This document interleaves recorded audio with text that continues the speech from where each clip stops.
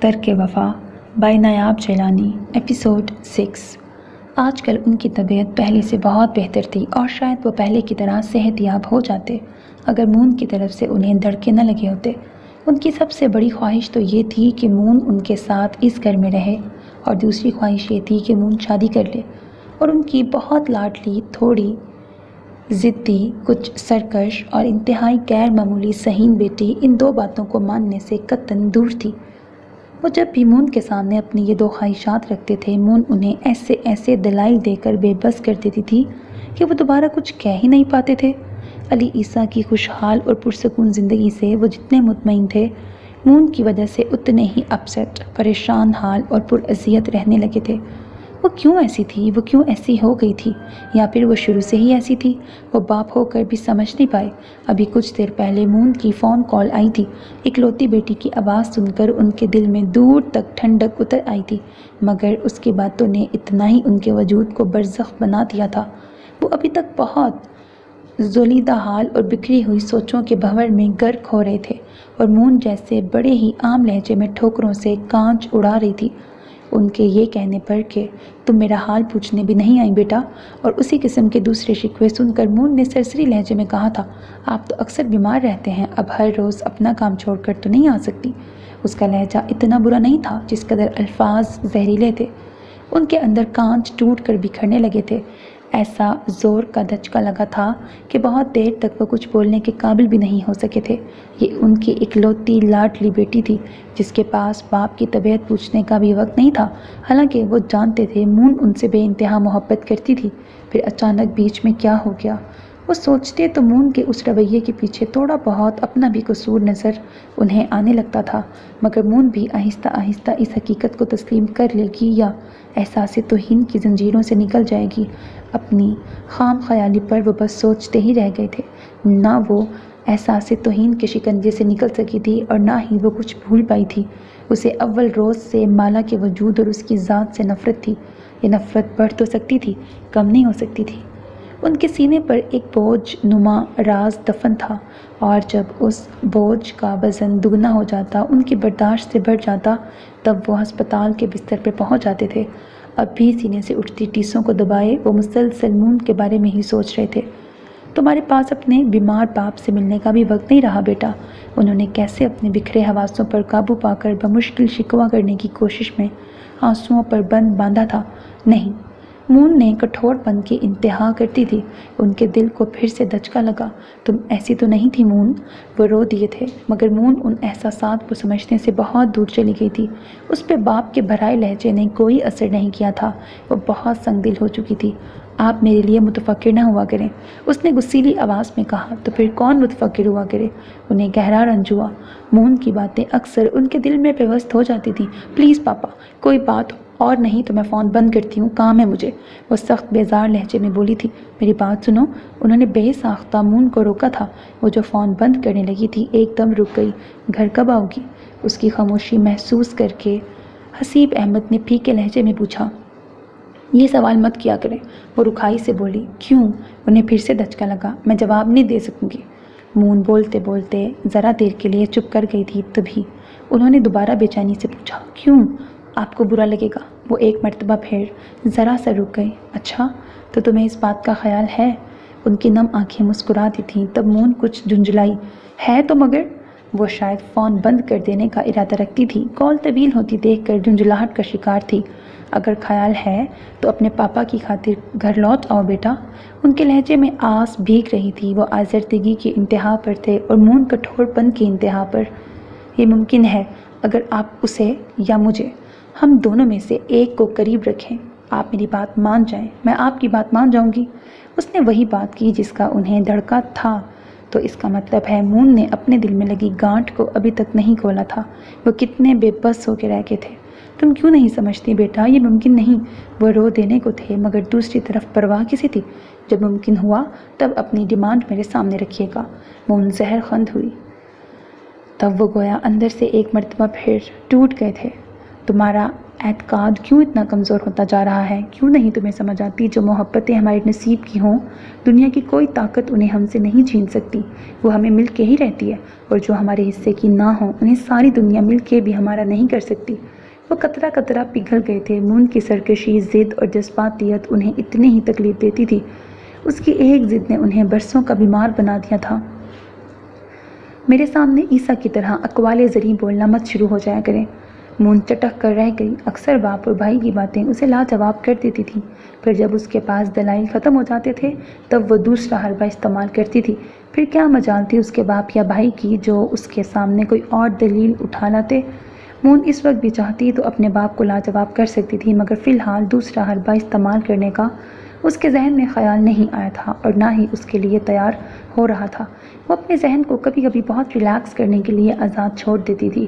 اب باپ کی نیندیں حرام کر کے وہ خود کو پرسکون کر رہی تھی۔ کیسی خود غرض بیٹی تھی وہ! تمہارا باپ ہوں، تمہیں بھٹکتا نہیں دیکھ سکتا، وہ بھرائی آواز میں بولے۔ آپ میرے لیے کچھ نہیں کر سکتے، نہ کل کچھ کیا تھا اور نہ آج کچھ کریں گے۔ میں خود بھی بہت کچھ کر سکتی ہوں، آپ شاید جانتے نہیں۔ میں تو محض آپ کی محبت کو آزما رہی تھی، اور آپ کی محبت کتنی کمزور نکلی۔ بس علی عیسیٰ اور مالا تک محدود ہے آپ کی محبت، اور دیکھ لیجئے گا میں وہ سب کر کے دکھاؤں گی جو آپ وہم و گمان میں بھی نہیں کر سکتے۔ اس کے لہجے میں کیسی فرعونیت بھری تھی۔ حسیب احمد گویا دہل دہل گئے۔ تجھے خوف نہیں آتا مون؟ ان کو اگلے الفاظ ہی بھول گئے۔ مون کے لب و لہجے میں پوشیدہ دھمکی نے ان کے حواس معطل کر دیے تھے۔ وہ گویا سر سے لے کے پیروں تک منجمد ہو گئے تھے۔ وہ کیا چاہتی تھی؟ وہ کیا کرنے کا ارادہ رکھتی تھی؟ وہ انہیں ڈھکے چھپے لفظوں میں کیا بتا رہی تھی؟ نہیں، اس نے ایک مرتبہ پھر ان کے حواس معطل کر دیے تھے۔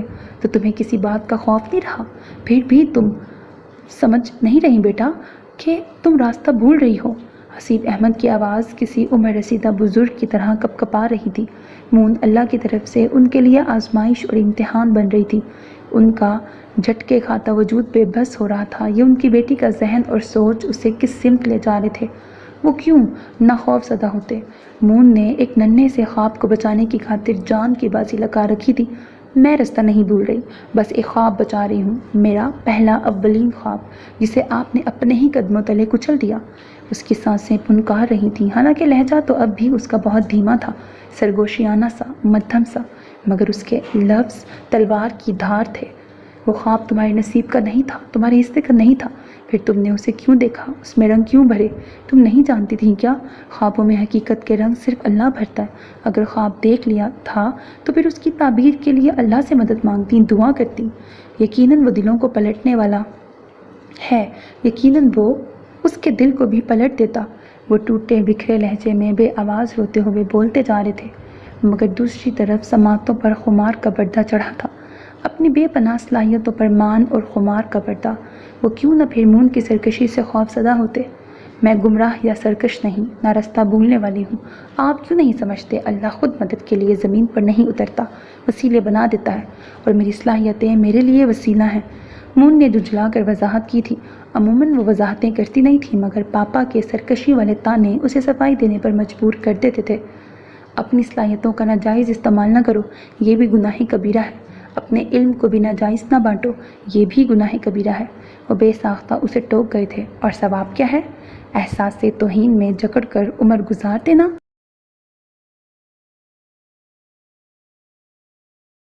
ٹھکرائے جانے کی تکلیف سہنا، انتقام لینا نہ بدلہ لینا۔ مون غضبناک ہو گئی۔ تمہیں کسی نے نہیں ٹھکرایا، غلط بات مت کرو۔ حسیب احمد نے گویا منت کی تھی۔ آپ دوسروں کے عیبوں پر پردہ مت ڈالیں، میں جانتی ہوں جس نے جو بھی میرے ساتھ کیا تھا وہ انتہا کی بدگمان تھی۔ کسی نے تمہارے ساتھ کچھ نہیں کیا، تم نصیب کے لکھے پہ شاکر کیوں نہیں ہوتی؟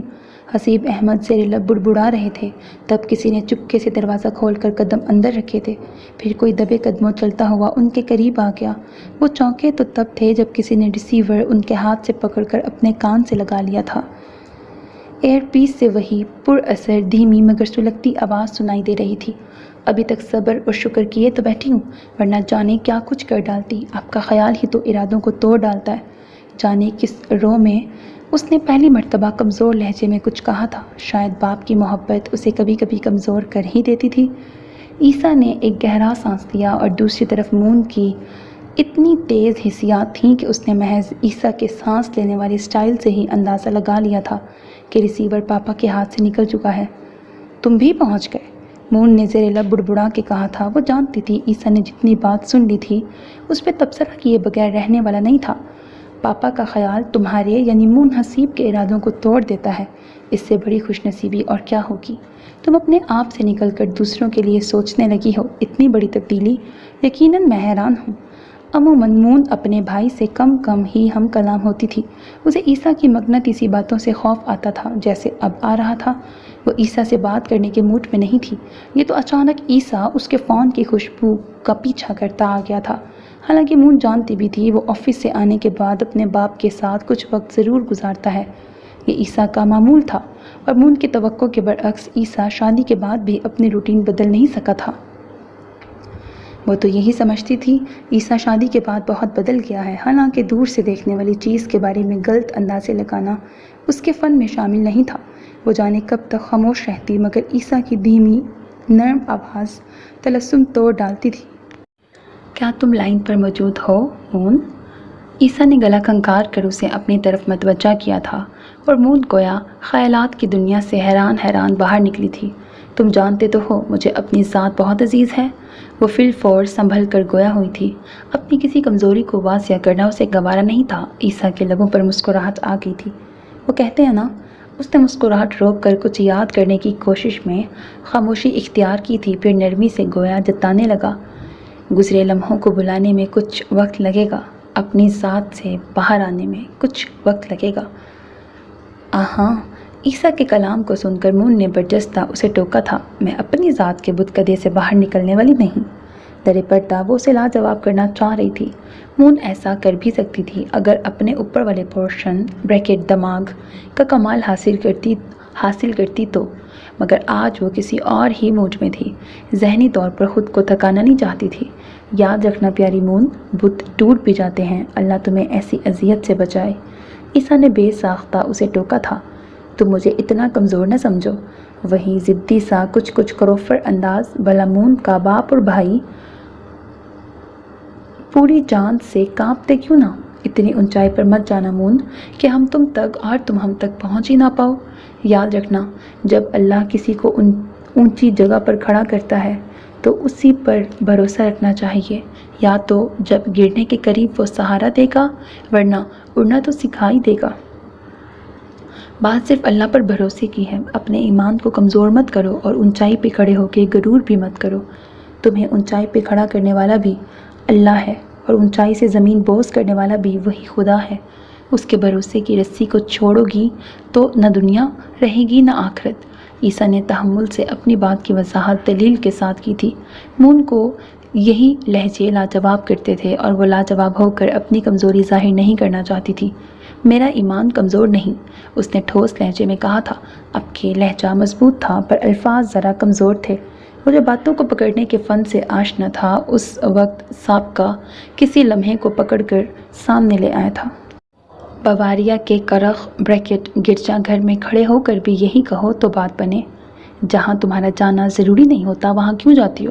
عیسیٰ نے کتنی پرانی بات کا حوالہ دیا تھا جب وہ مالا کو ہمراہ لے کر گروسی کی طرف گیا تھا اور وہ مالا کو بواریا کا تاریخی گرجا گھر دکھا رہا تھا۔ تب اس نے مون کو وہاں دیکھا تھا مگر جتایا بات میں بھی نہیں تھا۔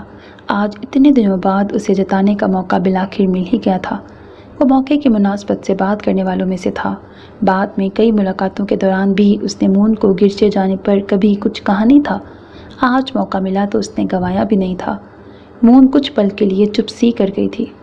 میں تم سے ملنے وہاں گئی تھی، سوزن کے لیے یا گرجے کی کشش میں نہیں، وہ سنجیدگی سے کہہ رہی تھی۔ یقیناً وہ سچ بول رہی تھی۔ تب عیسیٰ نے ایک گہرا سانس خارج کرتے ہوئے کہا، تم مجھ سے ملنے گئی تھی پر ملی نہیں، مجھے دیکھ کر تم غائب ہو گئیں۔ عیسیٰ کا انداز اب بھی صاف جتانے والا تھا۔ مون کو بے حد برا لگا۔ وہ کچھ دیر کی خاموشی کے بعد بولی، تمہارے ساتھ وہ لڑکی تھی، سو میں وہاں سے چلی گئی۔ مجھے تمہاری بیوی نہیں پسند۔ عیسیٰ کی بات کے جواب میں ایسا روکھا سچ باہر آنے والا تھا، یہ عیسیٰ کو بھی خبر نہیں تھی۔ اب کہ عیسیٰ کچھ پل کے لیے گمسم رہ گیا۔ حالانکہ وہ جانتا تھا کہ مون کو اس کی بیوی سے عجیب سی پرخاش ہے، مون اسے پسند نہیں کرتی، مگر یہ منہ پھاڑ کے مون کا سچ بولنا بھی عیسیٰ کو اچھا نہیں لگا تھا۔ اب تمہاری پسند ناپسند کی حدود سے بات باہر نکل چکی ہے۔ مالا میری بیوی ہے، اس لحاظ سے تمہارے لیے بھی قابل احترام ہے۔ عیسیٰ نے تحمل کے ساتھ اسے سمجھانا چاہا۔ پاپا اس دوران خاموشی کے ساتھ عیسیٰ کی گفتگو سن رہے تھے۔ انہوں نے عیسیٰ کو ٹوکنے کی کوشش نہیں کی تھی۔ وہ میرے لیے قابل احترام نہیں، مون بے ساختہ چیخی۔ تو پھر؟ عیسیٰ نے اچنبھے سے پوچھا۔ اس کا نام میرے سامنے مت لیا کرو۔ وہ زہر خوند ہو رہی تھی۔ نام نہ لینے سے کیا ہوگا؟ اس کی حیثیت میں تبدیلی نہیں آئے گی، وہ میری بیوی ہی رہے گی۔ عیسیٰ اب ذرا سخت لہجے میں بولا تھا۔ مون کی ناگواری اور غصہ اسے بھی غصہ دلا رہا تھا۔ وقت بہت کچھ ختم کر دیتا ہے۔ کچھ دیر بعد وہ اپنے ازلی اعتماد سے گویا ہوئی، وہی پرتپش پر اسرار قسم کا دھیما لہجہ۔ عیسیٰ کا ذہن الجھ گیا تھا۔ وقت کم از کم رشتے ختم نہیں کر سکتا، عیسیٰ نے اندرونی بے چینی چھپا کے کہا تھا۔ تب وہ ہولے سے دوسری طرف دیکھ کر مسکرائی تھی۔ بہت کچھ بدل جاتا ہے عیسیٰ، تم جانے کتابوں سے کب نکلو گے؟ مون نے استہزائیہ لب و لہجے میں کہا تھا۔ عیسیٰ کچھ چونک گیا۔ تم جو کتابوں کو چھوڑ چکی ہو، عیسیٰ کو کلک سا ہوا تھا۔ مون نے جب تعلیم ادھوری چھوڑی تھی تب عیسیٰ کو سب سے زیادہ تکلیف ہوئی تھی، مگر ہمیشہ کی طرح مون نے نہ پاپا کی بات مانی تھی اور نہ عیسیٰ کے دلائل کو کوئی اہمیت دی تھی۔ مجھے اس پہ کوئی پچھتاوا نہیں، وہ بے نیازی سے بولی۔ سب سے بڑی غلطی ہی یہی ہے کہ اپنی غلطیوں سے بے خبر رہا جائے۔ عیسیٰ متاسف سا رہ گیا۔ تو تم اپنی غلطی سے آگاہ ہو؟ وہ بھی تو عیسیٰ کی بہن تھی، پھر بھلا کیسے چوک جاتی؟ چپتا ہوا لہجہ عیسیٰ کو خوب چونکا بھی رہا تھا اور مون کی بات کے ہر پہلو کی طرف اشارہ بھی کر رہا تھا۔ پاکیزہ رشتوں کو غلطیوں سے عبارت کر رہی ہو؟ اگر شادی کرنا ایک غلطی ہے تو پھر میں واقعی گناہ گار ہوں۔ عیسیٰ بھی بے نیازی سے جتلا رہا تھا۔ تب مون نے بے ساختہ اسے ٹوک دیا۔ شادی کرنا غلطی نہیں، اگر سوچ سمجھ کر چھان پٹک کے کی جائے۔ اس نے اندر کی جلن باہر نکال ہی دی تھی۔ آج بہت عرصے بعد ان دونوں کے درمیان طویل گفتگو ہو رہی تھی۔ مون کو بیتے ہوئے کتنے ہی ماہوں سال یاد آ گئے تھے جب وہ دونوں بہن بھائی اتنے قریب نہ صحیح پر اتنے دور بھی نہیں تھے۔ یعنی تم سمجھتی ہو پاپا کا اور میرا انتخاب غلط ہے؟ عیسیٰ نے بمشکل ناگواری دبا کے پوچھا تھا۔ ہاں، اور وقت ثابت بھی کر دے گا۔ وہ مطمئن تھی، گویا وقت کے اچانک پلٹا کھانے کا اسے یقین تھا۔ عیسیٰ کو بے پناہ دکھ ہوا تھا، مگر وہ کچھ دیر کے لیے چپ سا کر گیا۔ وہ کچھ دیر کی خاموشی کے بعد عیسیٰ نے سانپ کا لہجے کو برقرار رکھ کے کہا تھا، ایسا نہیں ہوگا۔ عیسیٰ بھی مطمئن تھا، اس کا لہجہ بھی ٹھوس اور مستحکم تھا۔ سانپ کو آستین میں رکھ کر سمجھتے ہو کہ وہ ڈسے گا بھی نہیں؟ مون کے اگلے الفاظ نے عیسیٰ کے مستحکم یقین کو متزلزل کر دیا تھا۔ وہ گویا لمحے بھر کے لیے بھونچکا کے رہ گیا تھا۔ اسے مون سے ایسی دلیری اور زہریلی بات کی امید نہ تھی۔ سانپ سے تمہاری مراد کیا ہے؟ بہت دیر بعد عیسیٰ نے بڑے ہی ضبط کے ساتھ پوچھا تھا، حالانکہ وہ جانتا تھا مون کبھی اچھی بات نہیں کرے گی، مگر پھر بھی جانے کس امید کے تحت پوچھ لیا تھا۔ مالا اور آفاق۔ بالآخر مون نے اپنے اندر کا زہر باہر اگل ہی دیا تھا۔ دوسری طرف اتنے زور سے عیسیٰ چلایا کہ مون کو اپنے کان پھٹتے ہوئے محسوس ہونے لگے تھے۔ وہ ایک دم دہل کر چپ ہو گئی تھی۔ وہ اس کی چیخ پر دہل گیا تھا۔ یہی وجہ تھی کہ اس کا موبائل پکڑنے والا ہاتھ ہوا میں ہی معلق رہ گیا تھا۔ اس نے کچھ تپ کر موبائل کو دیکھا تھا جو بج بج کر خاموش ہو چکا تھا۔ اس نے اسکرین کو روشن کر کے دیکھا، سامنے والی سفید جنگلی بلی کی کال تھی۔ اسے کلک سا ہوا۔ مالا کی ڈرامائی چیخ کی وجہ سے موبائل زمین بوس ہو چکا تھا۔ اسے اٹھانے کے لیے وہ نیچے جھکا تو مالا کے ہونک سے چہرے پر نظر پڑی تھی۔ آفاق کا منہ کچھ کھل سا گیا تھا۔ اس نے حیرت کے جھٹکے سے سنبھل کے کہا، تم کبھی ہونک ہو جاتی ہو، کبھی چیخ پڑتی ہو، آخر میری باتوں میں ایسا کیا راز ہے؟ وہ بیچارگی کی تصویر بنا کھڑا تھا۔ موبائل کی اسکرین خاموش تھی۔ اس کا آدھا دھیان کال کرنے والی میں اٹکا ہوا تھا اور آدھا دھیان مالا کی طرف چکر لگا رہا تھا۔ یہ جو تم قسطوں میں بات کرتے ہو نا، ادھوری گفتگو چھوڑ کے ادھر ادھر توجہ دینا، آدھی بات کسی سے کرنا، آدھی بات درمیان میں چھوڑ دینا، کسی دن اپنے ساتھ مجھے بھی لے ڈوبو گے۔ مالا نے سنبھل کر اس کے 14 طبق بھی روشن کر دیے تھے۔ ہاں ہاں میں سمجھ گیا۔ وہ چونک کر سیدھا ہوا تھا، پھر اسے ہنسی کا دورہ پڑ گیا۔ خوب لمبا سا قہقہہ لگا کر وہ مالا کے غصیلے تاثرات کا جائزہ لینے لگا تھا۔ پھر اس کا کام سے فارغ ہو کر ذرا سنجیدہ ہو گیا، کیونکہ مالا بھی غصہ انتہائی سنجیدگی سے کر رہی تھی۔ وہ اصل میں یہ اچانک موبائل بج کے ماحول ڈسٹرب کر گیا تھا نا۔ اس نے موبائل کو غصے سے اٹھا کے صوفے پہ پٹکا تھا۔ پھر مالا کی طرف متوجہ ہوا۔ تم وہ بات بتاؤ جسے ادھورا چھوڑ کے موبائل کے گیت سننے لگے تھے، وہ بیزاری سے بولی تھی۔ ابھی اسے ٹیبل پہ کھانا لگانا تھا، عیسیٰ کے کپڑے نکالنے تھے، جبکہ آفاق کی لن ترانیاں ختم ہی نہیں ہو رہی تھی۔ تم سے ایک التماس کرنی تھی۔ وہ ایک مرتبہ پھر تمہید باندھنے لگا تھا، جب مالا نے اپنے دونوں ہاتھ اس کے سامنے جوڑ دیے۔ جو کہنا ہے کہہ بھی دو، تمہیں خدا کا واسطہ۔ مالا گویا عاجز ہو چکی تھی۔ تب آفاق نے ذرا پرسوچ لہجے میں پچھلی بات کا حوالہ دے کے کہا، پہلے مجھے تم یہ بتاؤ کہ محبت صرف ایک بندے تک محدود ہوتی ہے؟ اس کا لہجہ اور انداز بہت پرسوچ قسم کے تھے۔ مالا الجھ سی گئی۔ یہ کیا بات ہوئی؟ اس نے جز بز سا ہو کر پوچھا۔ اوکے، اس بات کو رہنے دو، سوال مشکل ہے۔ مجھے صرف یہ بتاؤ کہ محبت کی صرف ایک ہی قسم اور ایک ہی نظر ہوتی ہے؟ کیا محبت ماں، بہن، بیٹی یا کسی دوست کے خلوص سے نہیں ہو سکتی؟ آفاق نے آسان لفظوں میں اپنی بات کو واضح کر دیا تھا۔ مالا گویا سمجھ کر دھیرے سے مسکراتی تھی۔ وہ جو یہ سوچ رہی تھی کہ آفاق جانے اب کون سی الجھنوں میں الجھاتا رہے گا، اب اس کے بعد کے معنی سمجھ کے ہلکی پھلکی ہو گئی۔ حالانکہ کچھ دیر پہلے بھی وہ ایک مرتبہ پھر اس کے حواسوں پر بجلی گراتا رک گیا تھا۔ آفاق کے تم سے جیسے دو لفظوں سے تو مالا کو اب خوف آنے لگا تھا۔ حالانکہ یہ خوف کچھ دیر پہلے بھی اس کے دل کو پنکھ لگا گیا تھا، مگر اس کی وضاحت نے اسے پھول کی طرح ہلکا پھلکا کر دیا تھا۔ اس کی خاموشی پر آفاق نے جھنجھلا کے آواز لگائی تھی، تبھی مالا چونک گئی۔ ہاں، کیوں نہیں؟ اس نے مسکرا کر آفاق کا حوصلہ بڑھایا تھا۔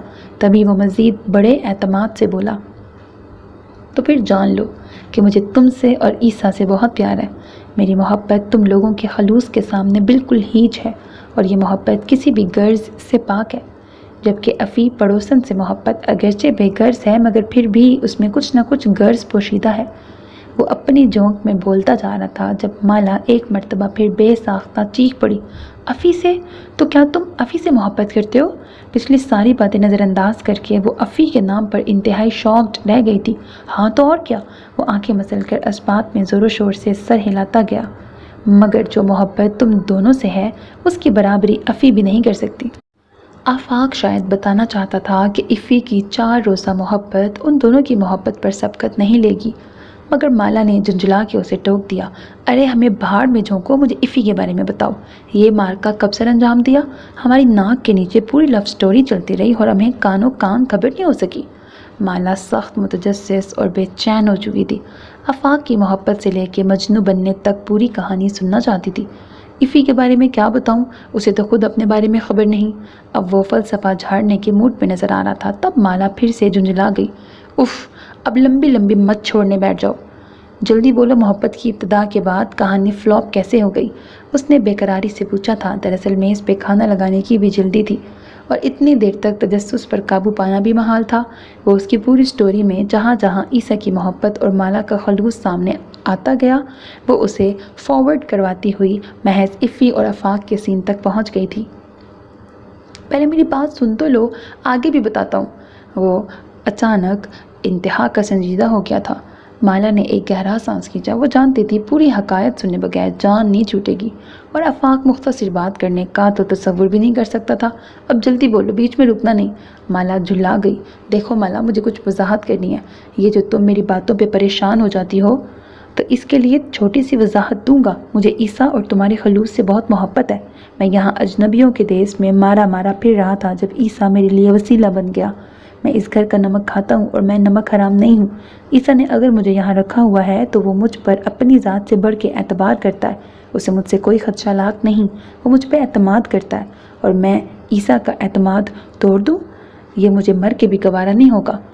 باقی کہانی کچھ یوں ہے کہ افی مجھے بہت اچھی لگتی ہے، اور افی کی ممی کو بھی میں بطور داماد پسند آ گیا ہوں۔ مگر وہ نان سٹاپ بولتے ہوئے عادتاً رکیا تھا۔ تب مالا نے بے یقینی سے کہا، مگر کیا؟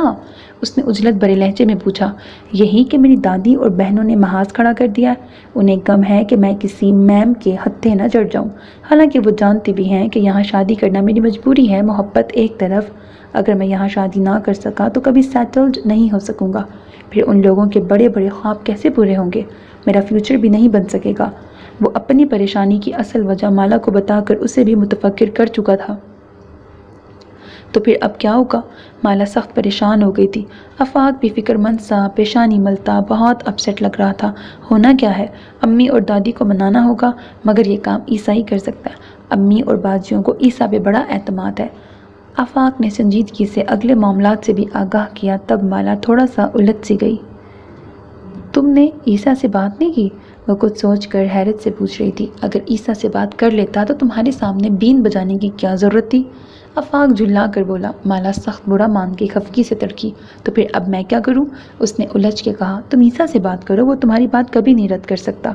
آفاق ملتجی سا بول رہا تھا۔ مالا ذرا سا حیران ہوئی۔ اور تمہاری بات رد کر دیں گے؟ اس نے آنکھیں پھیلا کے پوچھا تھا۔ آفاق کی دماغی حالت پہ اسے 100% شک تھا، اب یقین بھی ہو چکا تھا۔ محبت نے اس کے حواس اچھے خاصے متاثر کر رکھے تھے۔ ہاں، کیونکہ وہ رشتوں کو ایک طریقے سے ساتھ لے کے چلنے والا بندہ ہے۔ جب میں اسے بتاؤں گا امی اور دادی نہیں مان رہی تو وہ کہے گا میں ان کی بات مان لوں، جو میرے دل کو گوارا نہیں ہوگی۔ وہ منہ بسورے پھر سے نان سٹاپ شروع ہو چکا تھا۔ مالا ہونک سی ہو گئی۔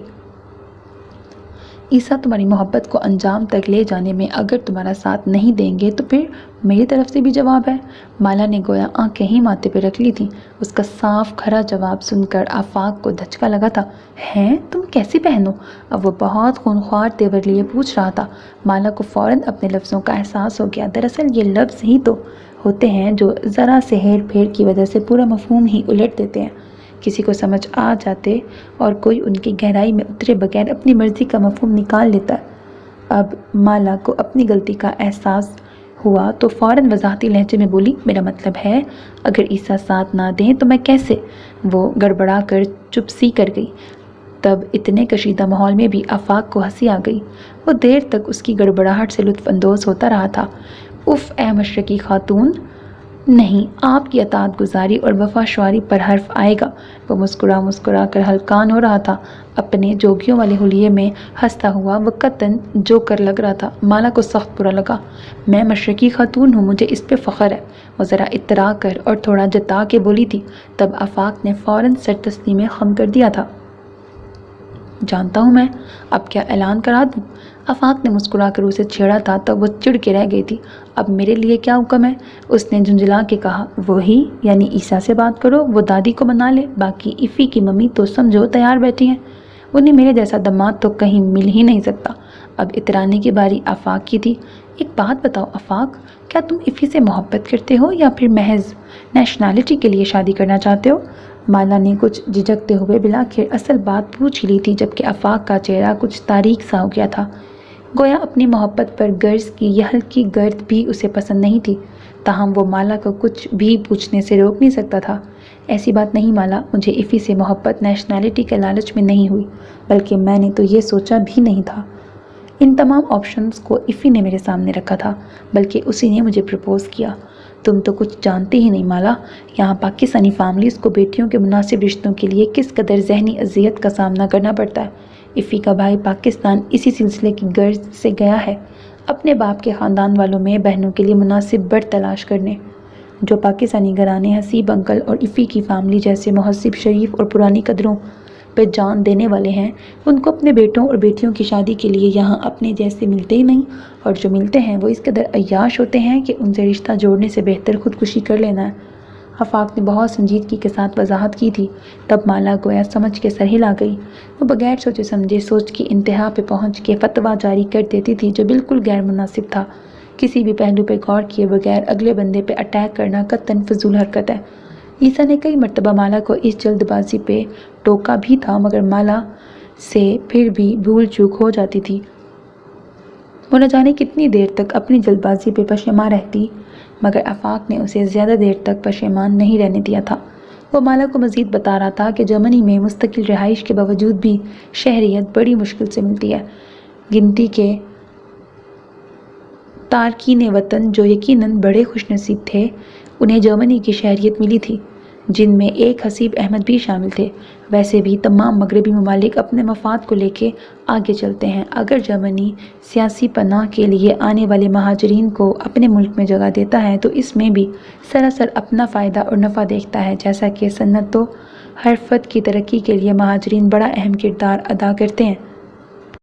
اسی طرح جرمنی اگر ایگریمنٹ کے تھرو کسی دوسرے ملک سے افرادی قوت حاصل کرے تو یہ کام خاصا مہنگا ہوگا۔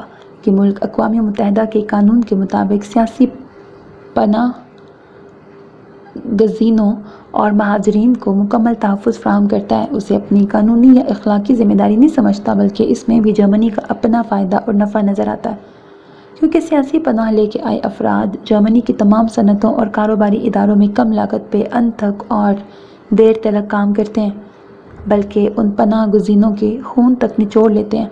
یہ انگریز قوم بغیر نفع نقصان کا حساب لگائے تو سانس بھی نہیں لیتی۔ آفاق نے مزید یہ بھی بتایا تھا کہ یہاں پیپر میرج کرنا بھی آسان نہیں۔ یہ قوم بڑی عقل مند ثابت ہوئی ہے۔ ویسے بھی اگر دوسری عالمی جنگ کے بعد مردوں کی تعداد جرمنی میں کم نہ ہو جاتی تو حکومت نے جرمن عورتوں کو غیر ملکیوں کے ساتھ شادی کی ہرگز بھی اجازت نہیں دینی تھی۔ اس قانون میں نرمی کے بعد جرمن خواتین کو غیر ملکیوں سے شادی کی اجازت مل گئی تھی، مگر انہیں ہر لحاظ سے مردوں پہ فوقیت دی گئی۔ وہ کئی مغربی ممالک میں عورتوں کی آزادی کے تحت جب دل چاہے شوہر سے طلاق لے سکتی تھیں۔ شوہر کی مکمل نگرانی کا حق انہیں حاصل تھا، تمام اخراجات ان کے ہاتھ میں ہوتے تھے، جتنی چاہے رقم شوہر کو دیں۔ وہ بیچارہ کما کما کر بے حال ہو جاتا اور یہ اپنی مرضی سے عیاشیاں کرتی پھرتی، حتیٰ کہ شوہروں کو باہر اپنی مرضی سے دوستوں اور تعلق داروں سے ملنے کے لیے ایک مقررہ وقت کی حد تک بیوی سے اجازت درکار ہوتی تھی۔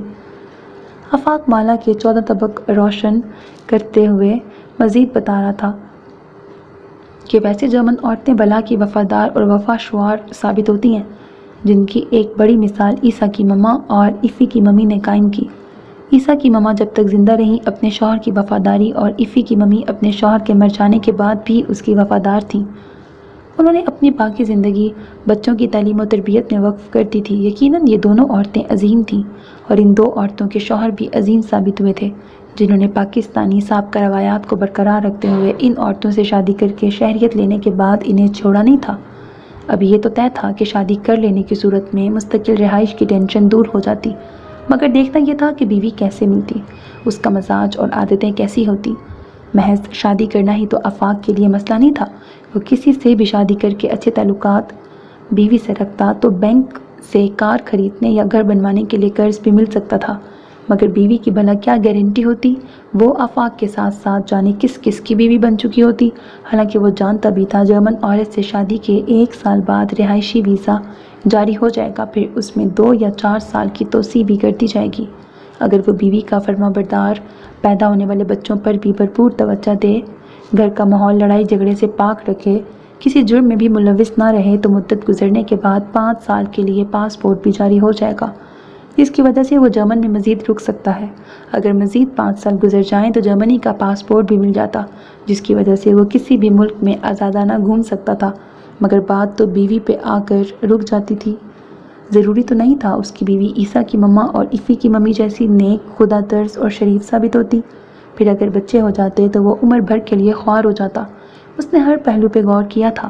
یہاں پیپر میرج کا مسئلہ نہیں تھا، مگر وہ خود کو عمر بھر کے لیے اسیر کرنے اور پیدا ہونے والے بچوں کو ذلیل کرنے کا سوچ بھی نہیں سکتا تھا۔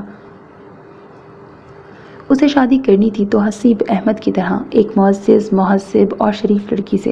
وہ شادی کے نام پر کاروبار کر کے پھر بیوی بچوں کو خوار کر کے اپنے ملک کے نام پر دبا نہیں لگوانا چاہتا تھا۔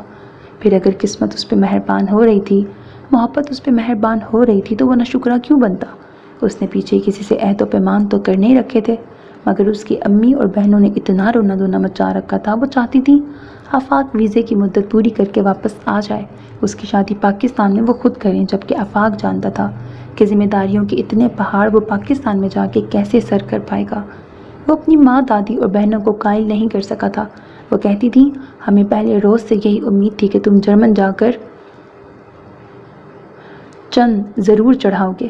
وہ پچھلے کئی دنوں سے ذہنی اذیت کا شکار تھا۔ اگر ایفی کی ممی سے وعدہ نہ کر چکا ہوتا تو وہ اپنے دل کو سمجھا ہی لیتا، مگر یہ دل کے سلسلے اپنے بس میں تھے کہاں۔ اتنے دنوں سے عیسیٰ چپ چاپ تماشا دیکھ رہا تھا، مگر اتنی توفیق نہیں ہوئی، اس کا حال دل جان جاتا۔ یقیناً وہ چاہتا تھا کہ آفاق خود اپنا مسئلہ شیئر کرے، آفاق یہ کام بھی کر لیتا، مگر وہ جانتا تھا عیسیٰ نے امی اور بہنوں کے حق میں ووٹ دینا تھا۔ عیسیٰ کا خیال تھا بزرگوں کو ناراض کر کے دائمی خوشیاں نہیں سمیٹی جا سکتی۔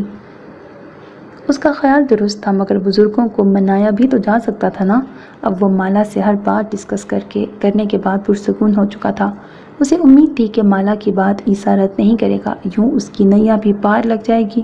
ادھر مالا سوچ رہی تھی ایفی کے لیے آفاق سے بہتر کوئی نہیں، اور اگر آفاق سوزن میں انٹرسٹڈ ہوتا تو پھر بھی اسے بہت خوشی ہوتی، مگر سوزن کے آفاق سے ستارے ملنے والے نہیں تھے۔ دونوں کے درمیان مذہب، نظریات اور رسم و رواج خلیج کی مانند کھڑے تھے۔ اب ہر مغربی لڑکی عیسیٰ کی مما جیسی نہیں ہوتی، جو کامیابی کے آخری زینے پہ کھڑی تھی، جنہوں نے حسیب احمد کو چن کر زمانہ پا لیا تھا، مذہب، رشتے، محبت، سب کچھ۔ جسٹ شٹ اپ مون، وہ پوری قوت سے چلا اٹھا تھا۔ مون کو لگا اس کے سماعتوں پہ یکے بعد دیگرے کئی پتھر آ گرے تھے، ایسے نوکیلے اور سخت پتھر کہ وہ بے ساختہ کراہ اٹھی تھی، مگر عیسیٰ کی دھاڑ نے اس کی سانسیں تک روک دی تھی۔ وہ کسی پتھر میں ڈھلے مجسمے کی طرح ساکت ہو چکی تھی، جبکہ عیسیٰ کی لہو رنگ آنکھوں کو دیکھ کر حسیب احمد کے ہاتھ سے کتاب گر پڑی تھی۔ وہ بے ساختہ راکنگ چیئر سے اٹھ کر عیسیٰ کی طرف آئے تھے۔ انہوں نے گھبراہٹ میں عیسیٰ کا کندھا ہلا کے اسے اپنی طرف متوجہ کرنا چاہا، مگر عیسیٰ اپنے حواسوں میں کہاں تھا؟ وہ باپ کی بات سن کہاں رہا تھا؟ اس کے ذہن میں، کانوں میں اور آس پاس بڑا تمسخر اڑاتا شور اٹھ رہا تھا۔ آفاق اور مالا، کوئی اس کے کان میں بہت زور سے چلایا تھا۔ عیسیٰ کو لگا اس کے دماغ کی کوئی شریان پھٹ جائے گی۔ یہ اس کی سگی بہن تھی جو اس کے وجود کی دھجیاں اڑا رہی تھی، اس کے پر کھچے اڑا رہی تھی۔ وہ زہر خنسا چلا اٹھا تھا، تم اپنے حواسوں میں نہیں ہو مون، تم پاگل ہو چکی ہو، عیسیٰ نے دھیمے انداز میں پھنکارتے لہجے میں کہا تھا۔ حسیب احمد نے پھر سے اس کا کندھا ہلا کے اپنی طرف متوجہ کیا۔ وہ سمجھ گئے تھے بہن بھائی کے درمیان کسی بات پر تلخ کلامی ہو رہی ہے۔ یقیناً مون نے عادتاً کوئی ایسی بات ضرور کرتی تھی جو عیسیٰ کا ضبط جواب دے گیا تھا۔ وہ بیٹے کو کول ڈاؤن رہنے کا اشارہ کر رہے تھے، مگر عیسیٰ ان کی کوئی بات نہیں سن رہا تھا۔ میں اپنے حواسوں میں ہوں، مجنوں یا دیوانی نہیں ہوں، بس یہ چاہتی ہوں کہ تم اپنی آنکھیں کھول کے رکھو، آستین سے سانپ نکال کے پھینک دو، یہ لوگ تمہیں ڈس لیں گے۔ مون کی سوئی ایک جگہ پھنس چکی تھی، جبکہ اس کے آگ اگلتے الفاظ عیسیٰ کو غضبناک کر رہے تھے۔ بکواس بند کرو مون، وہ پھر سے چیخا تھا۔ تم میری بہن نہ ہوتی تو میں تمہارے ساتھ کس طرح پیش آتا، تم گمان بھی نہیں کر سکتی۔ وہ اپنے ماتھے کو مسلتا کسی قدر شکستہ نظر آنے لگا تھا، ایک دم نڈھال اور غمزدہ۔ مون اس کی اذیت کو سمجھ نہیں سکتی تھی، اگر سمجھ جاتی تو ایسی بات ہی کیوں کرتی، مگر اسے دلوں کو ٹھوکروں سے اڑانا آتا تھا، سو وہ اپنا کام دل جمی سے کر رہی تھی۔ ایک غیر عورت کے لیے اپنی بہن سے اس لہجے میں بات کر رہے ہو؟ مجھے بہت تکلیف ہوئی، مگر یاد رکھنا جس کے لیے مجھ سے تلخ کلامی کر رہے ہو وہ کبھی تمہیں فیض نہیں دے گی، سخت دھوکہ کھاؤ گے، بڑے خسارے اٹھانے والے ہو تم۔ مون عیسیٰ کے زہریلے لہجے کے دھچکے سے سنبھل کر سابقہ زہرخن الفاظ میں کہہ رہی تھی۔ اس کے لیے اپنے الفاظ کی کوئی اہمیت نہیں تھی، جو کچھ وہ عیسیٰ کو کہہ چکی تھی گویا وہ سب اس کے لیے معمولی تھا۔ وہ مون کا فون پٹک کر باہر نکلا تو مالا کچن سے نکلتی دکھائی دی۔ وہ اس کے چہرے پر نگاہ ڈال کے ٹھٹک سی گئی، پھر میز پہ کوئی باؤل رکھ کر اس کے پیچھے چلی آئی تھی۔ عیسیٰ جو فی الحال اتنے برے موڈ کے ساتھ مالا کا سامنا نہیں کرنا چاہتا تھا، اسے اپنے پیچھے آتے دیکھ فوراً واش روم کی طرف بڑھ گیا تھا، جبکہ مالا وہیں کمرے میں کھڑی ہو کے اس کے باہر نکلنے کا انتظار کر رہی تھی۔ وہ جان بوجھ کے اتنا ٹائم لگا کے فریش ہونے کے بعد واش روم سے باہر نکلا تو مالا کو ابھی تک کمرے میں موجود دیکھ کر گہرا سانس کھینچ کے رہ گیا، جبکہ مالا بہت متفکر سی گھبرائے لہجے میں پوچھ رہی تھی۔ اس کا چہرہ غمگینی کی تصویر بنا ہوا تھا۔ آپ ٹھیک تو ہیں؟ وہ کتنی بے چین اور مضطرب تھی۔ بغیر کوئی دوسری بات کیے اس کا چہرہ دیکھنے لگی۔ کچھ دیر پہلے والے غصے، اضطراب اور پریشانی کا عیسیٰ کے چہرے پر شائبہ تک نہیں تھا، مگر مالا پھر بھی مطمئن نہیں ہو سکی تھی۔ ہاں میں ٹھیک ہوں۔ عیسیٰ نے ٹاول سٹینڈ پہ پھیلا کر اپنے کپڑے ہینگ کرنے شروع کر دیے تھے۔ وہ عموماً اپنا کام کرتے ہوئے پھیلاوا نہیں ڈالتا تھا، یہ اس کی بہت پرانی عادت تھی، مگر فی الحال تو وہ مالا کے مزید سوالوں سے بچنا چاہتا تھا، مگر تب تو کچھ مضطرب لگ رہے تھے۔ وہ فکر مندی سے گویا ہوئی، رہ کر عیسیٰ کی لہو رنگ آنکھیں یاد آ رہی تھیں۔ وہ آفاق کے کمرے سے نکل کر اچھے موڈ میں گیا تھا، پھر اب مالا نے اسے چاچو کے روم سے نکلتے دیکھا تھا۔ جانے اندر کیا بات ہوئی جو وہ ابھی تک اتنا اپسیٹ تھا، مگر مالا سے اپنی پریشانی کو چھپا رہا تھا۔ اس کو طرح طرح کے اندیشے لاحق ہونے لگے۔ کچھ نہیں یار، بس مون کی فون کال سن کے آ رہا ہوں۔ عیسیٰ زیادہ دیر اسے پریشان نہیں دیکھ سکتا تھا۔ اور مون کی کال سن کر خیریت نہیں ہو سکتی۔ اس کے منہ سے بے ساختہ پھسل گیا تھا، حالانکہ بات کر کے وہ سخت پچھتائی بھی تھی، مگر عیسیٰ نے کوئی رد عمل ظاہر نہیں کیا تھا۔ یہی سمجھ لو، وہ مبہم سا بولا تھا، پھر اچانک کچھ یاد آنے پر چونک گیا۔ آفاق کا مسئلہ حل ہوا؟ اس نے ہیئر برش اٹھا کر بال بنانے شروع کر دیے تھے۔ مالا گہرا سانس کھینچ کے رہ گئی، تو گویا وہ مون پر زیادہ بات نہیں کرنا چاہتا تھا۔ وہ اندر سے کتنا گہرا تھا، مالا کو اب احساس ہو رہا تھا۔ وہ جس ٹاپک پہ نہیں بولنا چاہتا تھا اس پہ بات بھی نہیں کرتا تھا، بلکہ بہت صفائی کے ساتھ موضوع تبدیل کر دیتا۔ میں اس کا مسئلہ تو حل نہیں کر رہی تھی، یہ کام تو آپ نے کرنا ہے، مالا برا مان کر بولی تھی۔ تب عیسیٰ پھر سے کچھ چونک گیا۔ تو کام بتا دیا اس نے؟ وہ بال بنا چکا تو ہاتھ دھونے پھر سے واش روم چلا گیا۔ جب واپس آیا تو مالا سنبھل کر کچھ الفاظ ترتیب دے کے بیٹھی تھی تاکہ عیسیٰ سے ابھی آفاق کے متعلق بات کر لے۔ جی ہاں، اس نے اگلے 10 منٹ تک تمام تفصیل عیسیٰ کے گوش گزار کرتی تھی، جسے سن کر وہ سر ہلا گیا۔ یہ تو میں جانتا ہوں۔ اس کا انداز پرسوچ قسم کا تھا۔ تب مالا گویا چیخ پڑی، آپ جانتے بھی تھے پھر بھی کچھ نہیں کیا؟ وہ بیچارہ اتنے دنوں سے مجنوں بنا پھرتا رہا، اتنے دن سے ٹینشن لے رہا تھا اور آپ جان بوجھ کر دیکھتے رہے۔ مالا کفکی سے بولتی جا رہی تھی۔ تب عیسیٰ نے اسے رسان سے سمجھایا تھا، مجھے کسی کے بھی ذاتی معاملات میں گھسنا پسند نہیں، چاہے وہ آفاق ہی کیوں نہ ہو، تاہم اس کے بارے میں پل پل کی خبر گیری کرنا میرا فرض ہے۔ اس سے میں کنارہ نہیں کر سکتا۔ ہاں، میں پاکستان کال کر کے اس کی امی کو سمجھانے کی کوشش ضرور کروں گا، عیسیٰ نے سنجیدگی سے کہتے ہوئے حامی بھر لی تھی۔ تب مالا کچھ پرجوش سی ہو گئی، آفاق اور ایفی کی شادی ہو جائے تو میری بھی تنہائی کا خاتمہ ہو جائے گا۔ وہ دبے دبے جوش اور ڈھیروں سرخوشی کا اظہار کر رہی تھی۔ تبھی عیسیٰ نے اس کی خوشی محسوس کر کے بے ساختہ کہا تھا، تم اپنی تنہائی بانٹنے کا کوئی اور حل سوچ لو۔ اس کے لہجے میں واضح شرارت تھی۔ کچھ دیر پہلے والی مون کی بکواس اس کے ذہن سے محو ہو چکی تھی۔ وہ زیادہ دیر تک تکلیف دہ یادوں اور باتوں کو نہیں سوچتا تھا، تبھی مطمئن اور پرسکون رہتا تھا۔ مثلاً مالا منہ بنا کے بولی، یہی کہیں گے نا آپ، نینی سے ڈچ میں گپ شپ لگا لیا کرو۔ اس کا انداز جلا کٹا سا تھا۔ عیسیٰ بے ساختہ ہنس پڑا، نہیں، اس کے علاوہ کچھ؟ اس کی آنکھوں میں کوٹ کوٹ کر شرارت بھری تھی۔ مالا کچھ دیر کے لیے ہونک سی ہو گئی تھی۔ اسے عیسیٰ کی بات کے اندر اترنا کبھی نہیں آتا تھا۔ اس کے علاوہ کیا؟ وہ سوچتے ہوئے عیسیٰ کا چہرہ دیکھنے لگی۔ وہاں انوکھی سی جگمگاہٹ تھی اور اس کی آنکھیں مالا کے خریدے گئے ڈھیروں کھلونوں پر جمی تھیں، جنہیں مالا نے ترتیب سے کمرے میں جگہ جگہ سجا رکھا تھا۔ تب عیسیٰ کی بات اور نظر کا مفہوم جان کر وہ ڈھیروں شرم سے بے حال ہو گئی تھی۔ انتہائی سرخ چہرہ لیے وہ پلکوں کو جھکائے میٹھی میٹھی مسکان کے ساتھ سیدھی دل میں اتر رہی تھی۔ عیسیٰ کے دل کو کچھ ہونے لگا۔ پھر اس نے آہ بھر کے کہا، جانتی ہو، حسن سے بڑھ کر حیا میں کشش ہوتی ہے۔ اس کا لہجہ بوجھل اور آواز مخمور سی تھی۔ مالا کے دل کی گھنٹیاں ٹن ٹن بجنے لگی تھیں۔ اس کا سر کچھ اور جھک گیا تھا۔ یوں لگا باہر تالاب میں سنہری پریاں اتر آئی ہیں، یا بیلے کے جنگل میں مور پھر سے ناچنے لگے، یا ستاروں کی بارات اس کے آنگن میں اتر آئی۔ اس کا دل کہکشاں کا گھر بن گیا تھا۔ علی عیسیٰ کے دل نے اس پل سجدہ شکر ادا کیا۔ اللہ نے اسے ایک نیک اور باحیا عورت زمین پہ بخش دی تھی۔ یہ اس کی خوش نصیبی کا بڑا اعلیٰ مقام تھا۔ تم کو ایک بات بتاتا ہوں مالا، اسے علی عیسیٰ کی رواں مدھم آواز سنائی دی تھی۔ وہ ایک کرسٹل کی گڑیا کو ہاتھ میں لے کر اس کی چابی گھما رہا تھا۔ یہ گڑیا مالا خرید کے لائی تھی۔ ان تمام کھلونوں میں سب سے منفرد بھی یہی گڑیا تھی، اور عیسیٰ کو بھی کرسٹل کی یہ گڑیا بہت پسند آئی تھی۔ اسے مالا نے سائڈ ٹیبل پر رکھا ہوا تھا، کیونکہ اس گڑیا کی آنکھوں میں بہت تیز لائٹس روشن ہوتی تھیں، جو اندھیرے میں زیرو پاور جتنے بلب کا کام بخوبی دے رہی تھی۔ عیسیٰ نے اسی گڑیا کو ہاتھ میں لے رکھا تھا۔ تم نے سنا تو ہوگا، وہ شخص مر گیا جو کسی کے دل میں نہیں رہا۔ آدمی کب مرتا ہے؟ جب دل سے اترتا ہے۔ اور زندہ کب ہوتا ہے؟ جب دل میں اترتا ہے۔ عیسیٰ کی مدھم آواز کے ساتھ ہی کرسٹل کی گڑیا میز کی سخت سطح سے ٹکرائی تھی۔ مالا کے دل کو کچھ ہو گیا، کیونکہ گڑیا کو پوری شدت کے ساتھ زمین کی سطح سے ٹکرایا گیا تھا۔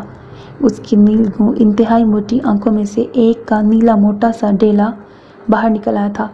گڑیا لمحوں میں بدنما ہو گئی تھی۔ مالا کو ایک دم دھچکا سا لگا۔ ابھی وہ کچھ بولنا چاہتی ہی تھی جب عیسیٰ نے ہاتھ اٹھا کے اسے روک دیا تھا۔ خوبصورتی دیکھنے والی آنکھ میں ہوتی ہے، چیز اچھی ہو یا بری، جسے خود اپنی پسند اور چاو سے خریدا ہو، اس کے عیب پہ دل برا نہیں کرتے۔ عیسیٰ نے نرمی سے سمجھاتے ہوئے گڑیا کا موٹا سا نیلا ڈیلا پھر سے آنکھ کے گڑھے میں فٹ کر دیا تھا۔ اس عیب کی اصلاح کرتے ہیں، دل برا کر کے اسے یوں ڈسٹ بن میں نہیں پھینکتے۔ عیسیٰ نے کوڑے والی ٹوکری کا پیر سے بٹن دبایا تو اس کا منہ کھل گیا۔ یہ ڈسٹ بن صرف عیسیٰ کے غیر ضروری کاغذات کے لیے کمرے میں رکھی گئی تھی۔ اکثر وہ غیر ضروری کاغذات مڑوڑ کر کارٹ میں پھینک دیتا تھا، مگر پھر کچھ دن بعد کبھی نہ کبھی ان کی ضرورت محسوس ہو ہی جاتی، پھر انہیں ڈھونڈنے میں دشواری نہیں ہوتی تھی۔ نینی اس کارٹ کو کم ہی ہاتھ لگاتی تھی۔ عیسیٰ نے اسے منع کر دیا تھا، فی الوقت بھی وہ ڈسٹ بن کھولے کچھ بول رہا تھا جب ایک دم کچھ چونک گیا۔ اکثر غیر ضروری چیزیں جن کو ناکارہ سمجھ کے کوڑے دان میں پھینک دیا جاتا ہے، وہ ہمارے کام بھی آ جاتی ہیں۔ عیسیٰ نے بات کرتے ہوئے کاغذات سے بھری کارٹ میں ہاتھ مارا تھا۔ پھر کچھ ہی دیر بعد ایک سخت سی چیز عیسیٰ کے ہاتھ میں آ گئی۔ یہ نکلی نگینوں والا بریسلیٹ تھا، جسے مالا نے توڑ مڑوڑ کر غصے میں پھینک دیا تھا۔ تب وہ جانتی نہیں تھی کہ سوزن نے یہ گفٹ اسے بھیجا تھا۔ مالا کو ایک دم ڈھیر و ندامت ہوئی۔ وہ جو بریسلیٹ کارٹ میں سے نکالنا بھول گئی تھی، اب انتہائی شرمسار کھڑی تھی۔ بھلا علی عیسیٰ کیا سوچتا ہوگا؟ مالا نے اس کی اتنی سویٹ کزن کا خلوص سے دیا تحفہ اتنی بے رحمی سے ڈسٹ بن کے حوالے کر دیا تھا۔ اس وقت بھی عیسیٰ کے تاثرات کم و بیش ایسے ہی تھے۔ وہ مالا کو حیران نظروں سے دیکھ رہا تھا۔ تحفے کی ایسی ناقدری پہلے کبھی نہ دیکھی نہ سنی۔ اگرچہ بریسلیٹ اتنا مہنگا نہیں تھا، مگر اتنا حقیر بھی نہیں تھا۔ تو اس کی جگہ یہ کارپ ہوتی؟ عیسیٰ کی آواز میں تعصب تھا۔ مالا گویا شرمندگی کے گڑھے میں گوڈے گوڈے ڈوب گئی تھی۔ سوزن اتنی امیر نہیں یار، تم نے جانے کیا سمجھا تھا؟ بہرحال میں یہ بریسلیٹ اسے واپس لوٹا دوں گا۔ اس نے گویا آخری فیصلہ کر کے بریسلیٹ اپنے لاکر میں محفوظ کر لیا تھا۔ مالا جو اپنی صفائی میں کچھ بولنا چاہتی تھی، باہر سے آتی آفاق کی آواز سن کر دل مسوس کے رہ گئی۔ پھر اس نے سوچا وہ عیسیٰ کو تسلی سے جواب دے گی اور وجہ بھی بتا دے گی، مگر پھر آفاق کی لنترانیوں اور بھوک کے شور کو سن کر ہمیشہ کی طرح بھول گئی۔ اور یہ بھولنا کیا قیامت لائے گا، اس بات سے مالا ہرگز واقف نہیں تھی۔ آسمان پر سفید بادل دھجی بکھرے تھے۔ سورج اپنی جگہ پر جمع چمک رہا تھا، ہوا میں خنکی تھی۔ پورا آسمان سفید مرغابیوں سے چھپا تھا۔ فضا میں خاموشی کا راج تھا۔ کوریڈور سے کچھ آگے ہیرا کھلکھلاتی نظر آ رہی تھی۔ اس نے گلے میں کیمرہ لٹکا رکھا تھا۔ تھوڑی دیر بعد وہ کھٹاکھٹ سفید مرغابیوں کی تصویریں اتار رہی تھی۔ اس کے قریب ہی میکس دان کسی گہری سوچ میں گم بیٹھا تھا۔ وہ عیسائی باپ کا بیٹا تھا اور ہندو عورت کے بطن سے پیدا ہوا تھا۔ وہ خود کو کتابی کہلوانا پسند کرتا تھا اور عیسائیت سے سچے عشق میں مبتلا تھا۔ مالا نے اب تک میکس کی کوئی ایک بھی گرل فرینڈ پورے شعلے میں نہیں دیکھی تھی۔ وہ اپنے کام سے کام رکھتا تھا اور چرچ باقاعدگی سے جاتا تھا۔ مالا کو ہیرا کے بعد میکس بہت اچھا لگا تھا، شرمیلا سا، انتہائی کم گو اور مہذب۔ مالا گراؤنڈ میں سے گزرتے ہوئے پارک پلانٹس تک آئی تو میکس بھی اس کے پیچھے چلا آیا تھا۔ مالا کا ارادہ آج گھر جانے کا نہیں تھا، بلکہ وہ کاؤف ہاؤس جانے کا ارادہ رکھتی تھی، اسی لیے ذرا جلدی کلاس سے نکل آئی تھی۔ وہ کوئی بس پکڑ کر مرکز تک جانا چاہتی تھی اور اس کا ارادہ بھانپ کر میکس نے فوراً آفر کرتی تھی، میں بھی مرکز تک جا رہا ہوں، تم مجھے جوائن کر سکتی ہو۔ میکس کی پرخلوص آفر کو مالا ٹھکرانے کا بھرپور ارادہ رکھتی تھی، مگر انکار کے لیے کوئی موزوں الفاظ نہیں مل رہے تھے۔ میکس اس کا تذبذب محسوس کر کے نرمی سے بولا تھا، تم میرے ساتھ بے جھجک جا سکتی ہو، میں انتہائی شریف آدمی ہوں۔ اس نے اتنے بھول پن سے وضاحت کی تھی کہ مالا جو اتنی سنجیدہ صورت بنائے کھڑی تھی ایک دم ہنس پڑی۔ ایسی بات نہیں، مالا ذرا جھجک کر بولی تھی۔ دراصل اس نے عیسیٰ کو میسج کر رکھا تھا کہ آفاق کو بھیج دے، اسے کچھ شاپنگ کے لیے مرکز جانا ہے، مگر عیسیٰ کا رپلائی نہیں آیا تھا، جس کا مطلب تھا وہ بہت مصروف ہے۔ ویسے بھی این کاؤف سین تردم اتنا دور نہیں تھا، وہ بآسانی بس سے جا سکتی تھی، مگر وہی اندرونی بزدلی، اکیلے جانے سے گھبراہٹ ہوتی تھی۔ اگر وہ ہیرا سے کہتی تو اس نے فوراً تیار ہو جانا تھا، سو وہ اب میکس کی آفر ذہن میں رکھتے ہوئے ہیرا کو آواز دے رہی تھی۔ اس کی آواز سن کے ہیرا اگلے ہی پل کیمرہ لٹکائے بھاگتی دوڑتی آ گئی۔ اگر شاپنگ کا موڈ ہے تو میرے ساتھ چلو، مالا نے دبی آواز میں ہیرا سے ریکویسٹ کی تھی۔ اب اندھے کو بھلا کیا چاہیے تھا، وہ فوراً تیار ہو گئی۔ میکس ان دونوں کو خوشی خوشی اپنی ننھی سی کار میں بٹھا کے شاپنگ کے لیے لے آیا تھا۔ وہ دونوں آپس میں ڈھیروں باتیں کر رہی تھیں جبکہ میکس خاموشی سے ڈرائیونگ کرتا مسکراتا جا رہا تھا۔ پھر شاپنگ کے دوران وہ ان دونوں کو اکیلا چھوڑ کر اپنا کام کرتا رہا تھا۔ ہیرا نے اپنے لیے ڈھیروں کاسمیٹکس خریدا، مالا کو بھی ضروری چند ایک چیزیں خریدنی تھیں۔ 1.5 گھنٹے کی شاپنگ کے بعد جب وہ دونوں لدی پھندی باہر آئیں تو پارکنگ میں میکس کو کھڑا دیکھ کر حیران رہ گئیں۔ تم ابھی تک یہیں ہو؟ مالا نے حیرت کا برملا اظہار کیا تھا۔ تو کیا مجھے چلے جانا چاہیے تھا؟ میکس نے الٹا حیران ہو کے ان سے پوچھا تھا۔ کیوں چلے جانا تھا؟ ہمارے پاس ٹیکسی کا کرایہ تک نہیں بچا۔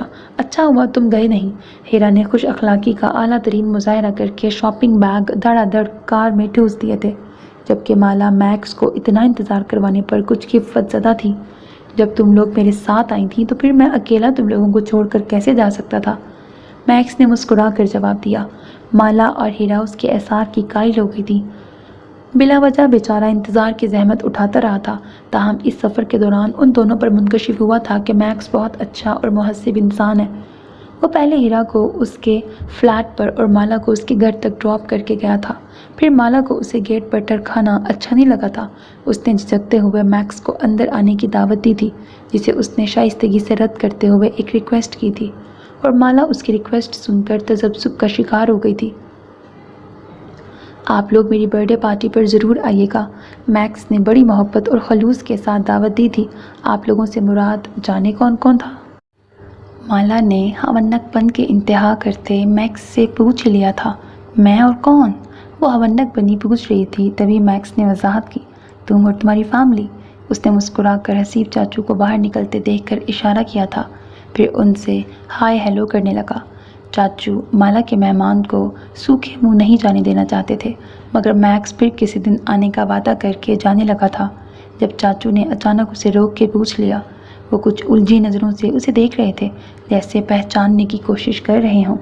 مجھے لگ رہا ہے ہم پہلے بھی مل چکے ہیں، چاچو کے لہجے میں یقین بول رہا تھا۔ تب میکس نے مسکرا کر جواب دیا، جی ہاں، میں تو آپ کو دیکھتے ساتھ ہی پہچان گیا۔ ایک دفعہ شام کو آپ کے گھر مون اور سوزن کے ساتھ آ بھی چکا ہوں، شاید آپ کو یاد نہیں رہا۔ میں سوزن کی سنڈیکیٹ کا باقاعدہ رکن ہوں۔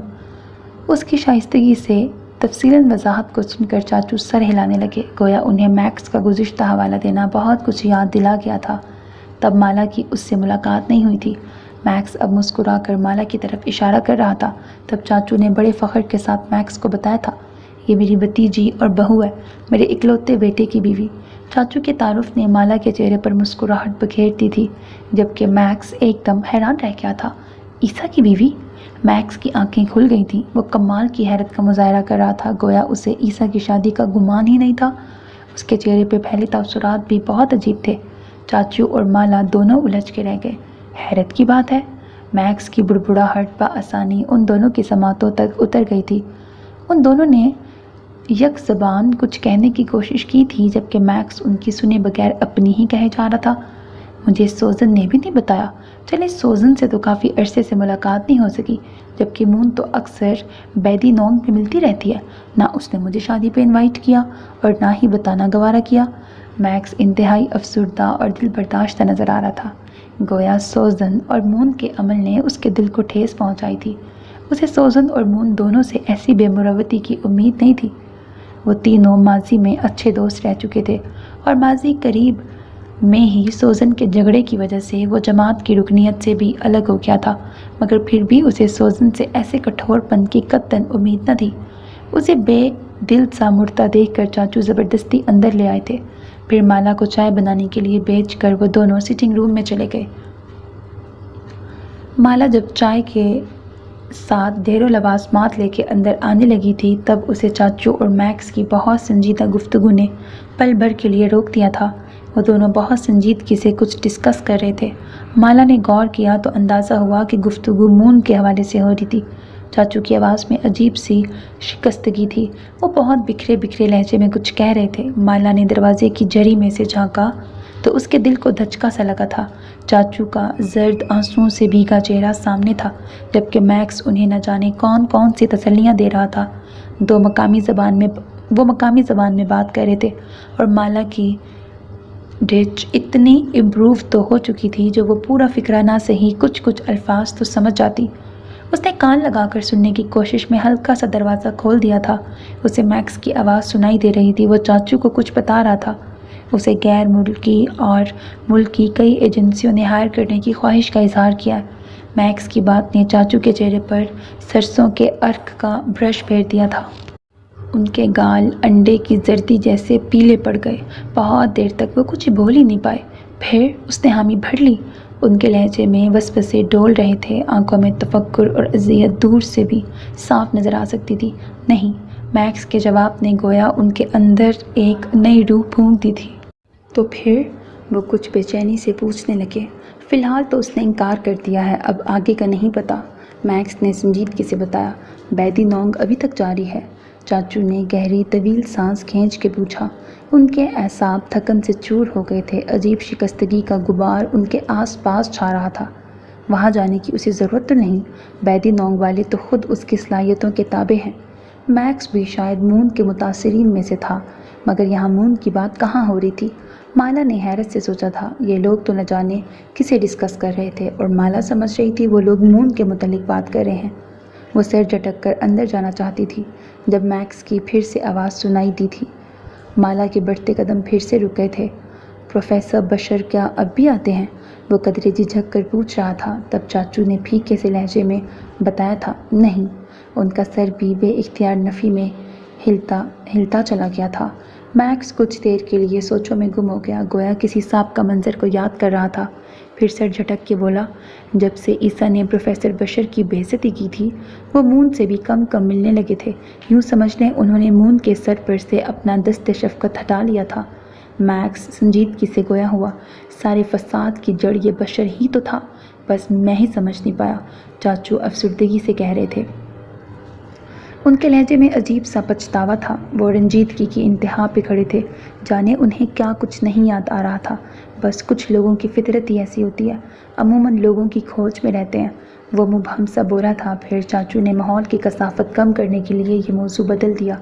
सोजन का और तुम्हारा मामला कहाँ तक पहुँचा? उनके लहजे में तजस्सुस नहीं, सादगी थी, गोया वो मैक्स के बारे में बहुत कुछ जानते थे। वो बात तो वहीं ख़त्म हो गई थी। मैक्स के अल्फाज भी गोया भीग से गए थे। उसके चेहरे पर छाई शिकस्तगी बहुत वाज़िया पढ़ी जा सकती थी। वो इतना दिल बर्दाश्ता और रंजीदा क्यों हो गया था? माला समझ नहीं पा रही थी, मगर अब बाहर खड़े रहने का कोई जवाज़ नहीं था। मैक्स अलविदाई कलमात बोलकर उठने ही लगा था जब माला ट्रॉली धकेलती अंदर आ गई। वो इतने लवाजमात चाय के साथ देखकर बौखला सा गया। फॉलीन, माला, इसकी ज़रूरत क्या थी? मैं इस घर में मेहमान थोड़ी हूँ। मैक्स ख्वामख्वाह शर्मिंदा हुए जा रहा था, मगर चाचू और माला के इसरार पर उसे चाय पीनी ही पड़ी थी। फिर वो कुछ देर मज़ीद वहाँ बैठकर वापस चला गया था, और मैक्स के चले जाने के बाद माला सहूलत से बर्तन समेटकर उनके करीब आ बैठी थी। बैठने से पहले उसने चाचू को दवा ज़रूर दे दी थी। कम से कम चाचू को वक्त पर दवा देने का काम वो कभी नहीं भूलती थी। बाकी बहुत से मामलात में अपने बुलक्कड़पन की वजह से उसे कितना नुकसान उठाना पड़ सकता था, इस बात से माला वाकिफ़ नहीं थी। ताहम वो अपनी कमज़ोरी पे फ़िलहाल काबू नहीं पा सकी थी। अक्सर उसे सुबह के वक्त ईसा को ये याद दिलाना भूल जाता था कि वो लंच के लिए अब भी घर आ जाया करे। वो लैंग्वेज स्कूल से जल्दी आ जाती थी। ताहम ईसा मसरूफ़ियत के बाइस लंच टाइम में उसका फ़ोन नहीं उठाता था, और सुबह के वक्त माला ताकीद करना भूल जाती थी। फिल वक्त भी वो मैक्स की बातों पर गौर करती चाचू को सोजन के गिफ्ट का नहीं बता सकी थी, जिसे लाइल्मी में माला ने कॉर्प में फेंक दिया था, और जो उसकी बदकिस्मती के फेर की वजह से ईसा के हाथ लग गया था।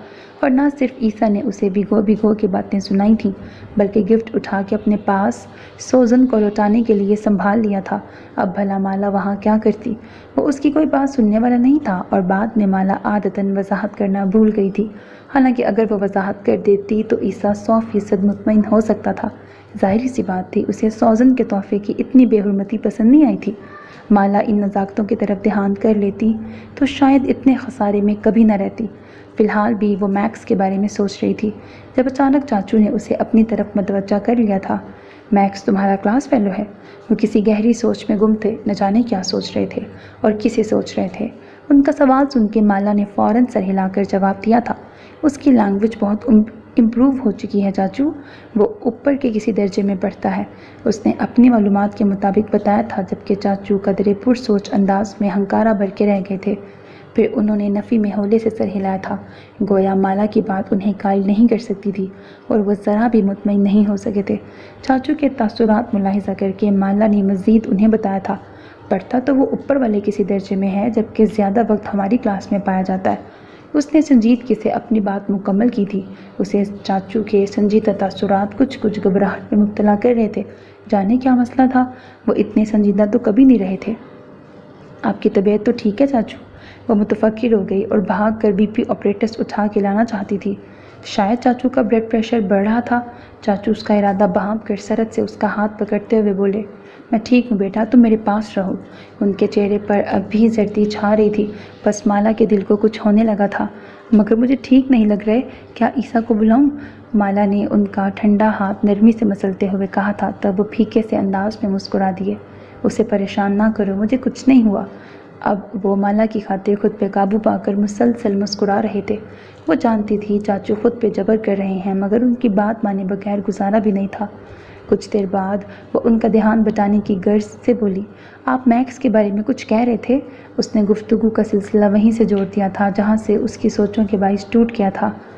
تب چاچو پھر سے کسی سوچ میں ڈوب گئے تھے۔ مالا نے ان کا گھٹنا ہلا کے اپنی طرف متوجہ کر لیا تھا۔ کیا سوچ رہے ہیں آپ؟ وہ پھر سے متفکر ہو گئی تھی۔ میں سوچ رہا ہوں کہ میکس کو ڈوئٹ سیکھنے کی کیا ضرورت ہے؟ وہ تو 8-10 ماہ بواریا میں مون کے انسٹیٹیوٹ میں پڑھاتا بھی رہا ہے، تو پھر اس اسکول میں پڑھنے کی کیا ضرورت تھی؟ چاچو کے حیران سوال نے مالا کو بھی لمحہ بھر کے لیے منجمد کر دیا تھا۔ تو کیا میکس جان بوجھ کے اپنا ٹائم ویسٹ کر رہا ہے یا پھر شوقیہ؟ وہ بولتے بولتے اٹک کر رک گئی تھی۔ شوقیہ تو نہیں، کیا پتہ تمہارے اسکول میں جاب کا ارادہ رکھتا ہو؟ چاچو نے گویا خود کو بودی سی دلیل دے کر قائل کرنا چاہا تھا مگر کر نہیں پائے تھے۔ میکس بتا رہا تھا اس کی مون کے ساتھ کسی بات پر تلخ کلامی ہو گئی تھی۔ وہ بواریا کا انسٹیٹیوٹ چھوڑ چکا ہے اور بیتی نونگ بھی نہیں جاتا۔ جانے اس بات میں کتنی سچائی ہے؟ چاچو گویا خود کلامی کر رہے تھے جبکہ مالا کی تو سانس تک رک گئی تھی۔ وہ پھٹی پھٹی نگاہوں کے ساتھ چاچو کو یک ٹک دیکھے جا رہی تھی۔ اس کے ذہن پر ہتھوڑے کی ضربیں لگ رہی تھیں۔ مون اور میکس، انسٹیٹیوٹ، لڑائی، ڈچ بولنا، اردو سمجھنا۔ اسے لگ رہا تھا مون اور میکس ایک ہی کہانی کے دو مختلف رخ ہیں۔ اس کے تصور کی اونچائی پر گروسی کے گھر کی وہ بھیانک رات ناچنے لگی تھی، دو حسین تر اور عجیب تر آنکھیں، اس کی عجیب گفتگو، روح کھینچ لینے والی باتیں، آنکھوں سے لپکتی نفرت کی آگ، چہرے پر سنگ مرمر جیسی سختی، کروفرانہ مغرورانہ۔ وہ غرور حسن تھا یا کچھ اور؟ وہاں نفرت کے شعلے تھے یا زخمی انا کا زہر پھونکا جا رہا تھا؟ تم عنقریب علی عیسیٰ کی زندگی سے جانے والی ہو۔ تکبر سے بھرا لہجہ، آگ اگلتے لفظ اور پتھر جیسی رنگ بدلتی آنکھیں جو کبھی ہری نظر آتیں، کبھی سرمئی، کبھی نیلی اور کبھی سیاہ۔ مالا کو کڑی سے کڑی ملانا نہیں آتا تھا، اسے لفظ کی گہرائی میں اترنا نہیں آتا تھا، اسے لہجے سمجھنا اور چہرے پڑھنا بھی نہیں آتا تھا، اسے تو کچھ بھی نہیں آتا تھا۔ وہ چھوٹے سے ملک کی شہری تھی، ایک چھوٹے سے گھر میں محدود زندگی گزارتی آئی تھی۔ اس نے بھانت بھانت کے اور رنگ رنگ کے لوگ کہاں دیکھے تھے، مگر ایک بات اسے سمجھ ضرور آ رہی تھی، کوئی جال سا تھا جو اس کے آس پاس پھینکا جا رہا تھا، کوئی گھیرا سا تھا جو اس کے حلقوم اور گردن کے گرد تنگ کیا جا رہا تھا۔ اسے چاروں طرف سازشوں کے شکنجے جکڑنے والے تھے، مگر بے خبری کا یہاں عالم ہی کوئی اور تھا۔ اسے رات بھر ٹھیک سے نیند نہیں آئی تھی، بار بار جانے کس خدشے کے تحت آنکھ کھل جاتی۔ اس شب علی عیسیٰ بھی گھر نہیں آیا تھا، آفاق اور عیسیٰ دونوں آؤٹ آف اسٹیشن گئے تھے، بس مالا اور چاچو ہی گھر میں موجود تھے۔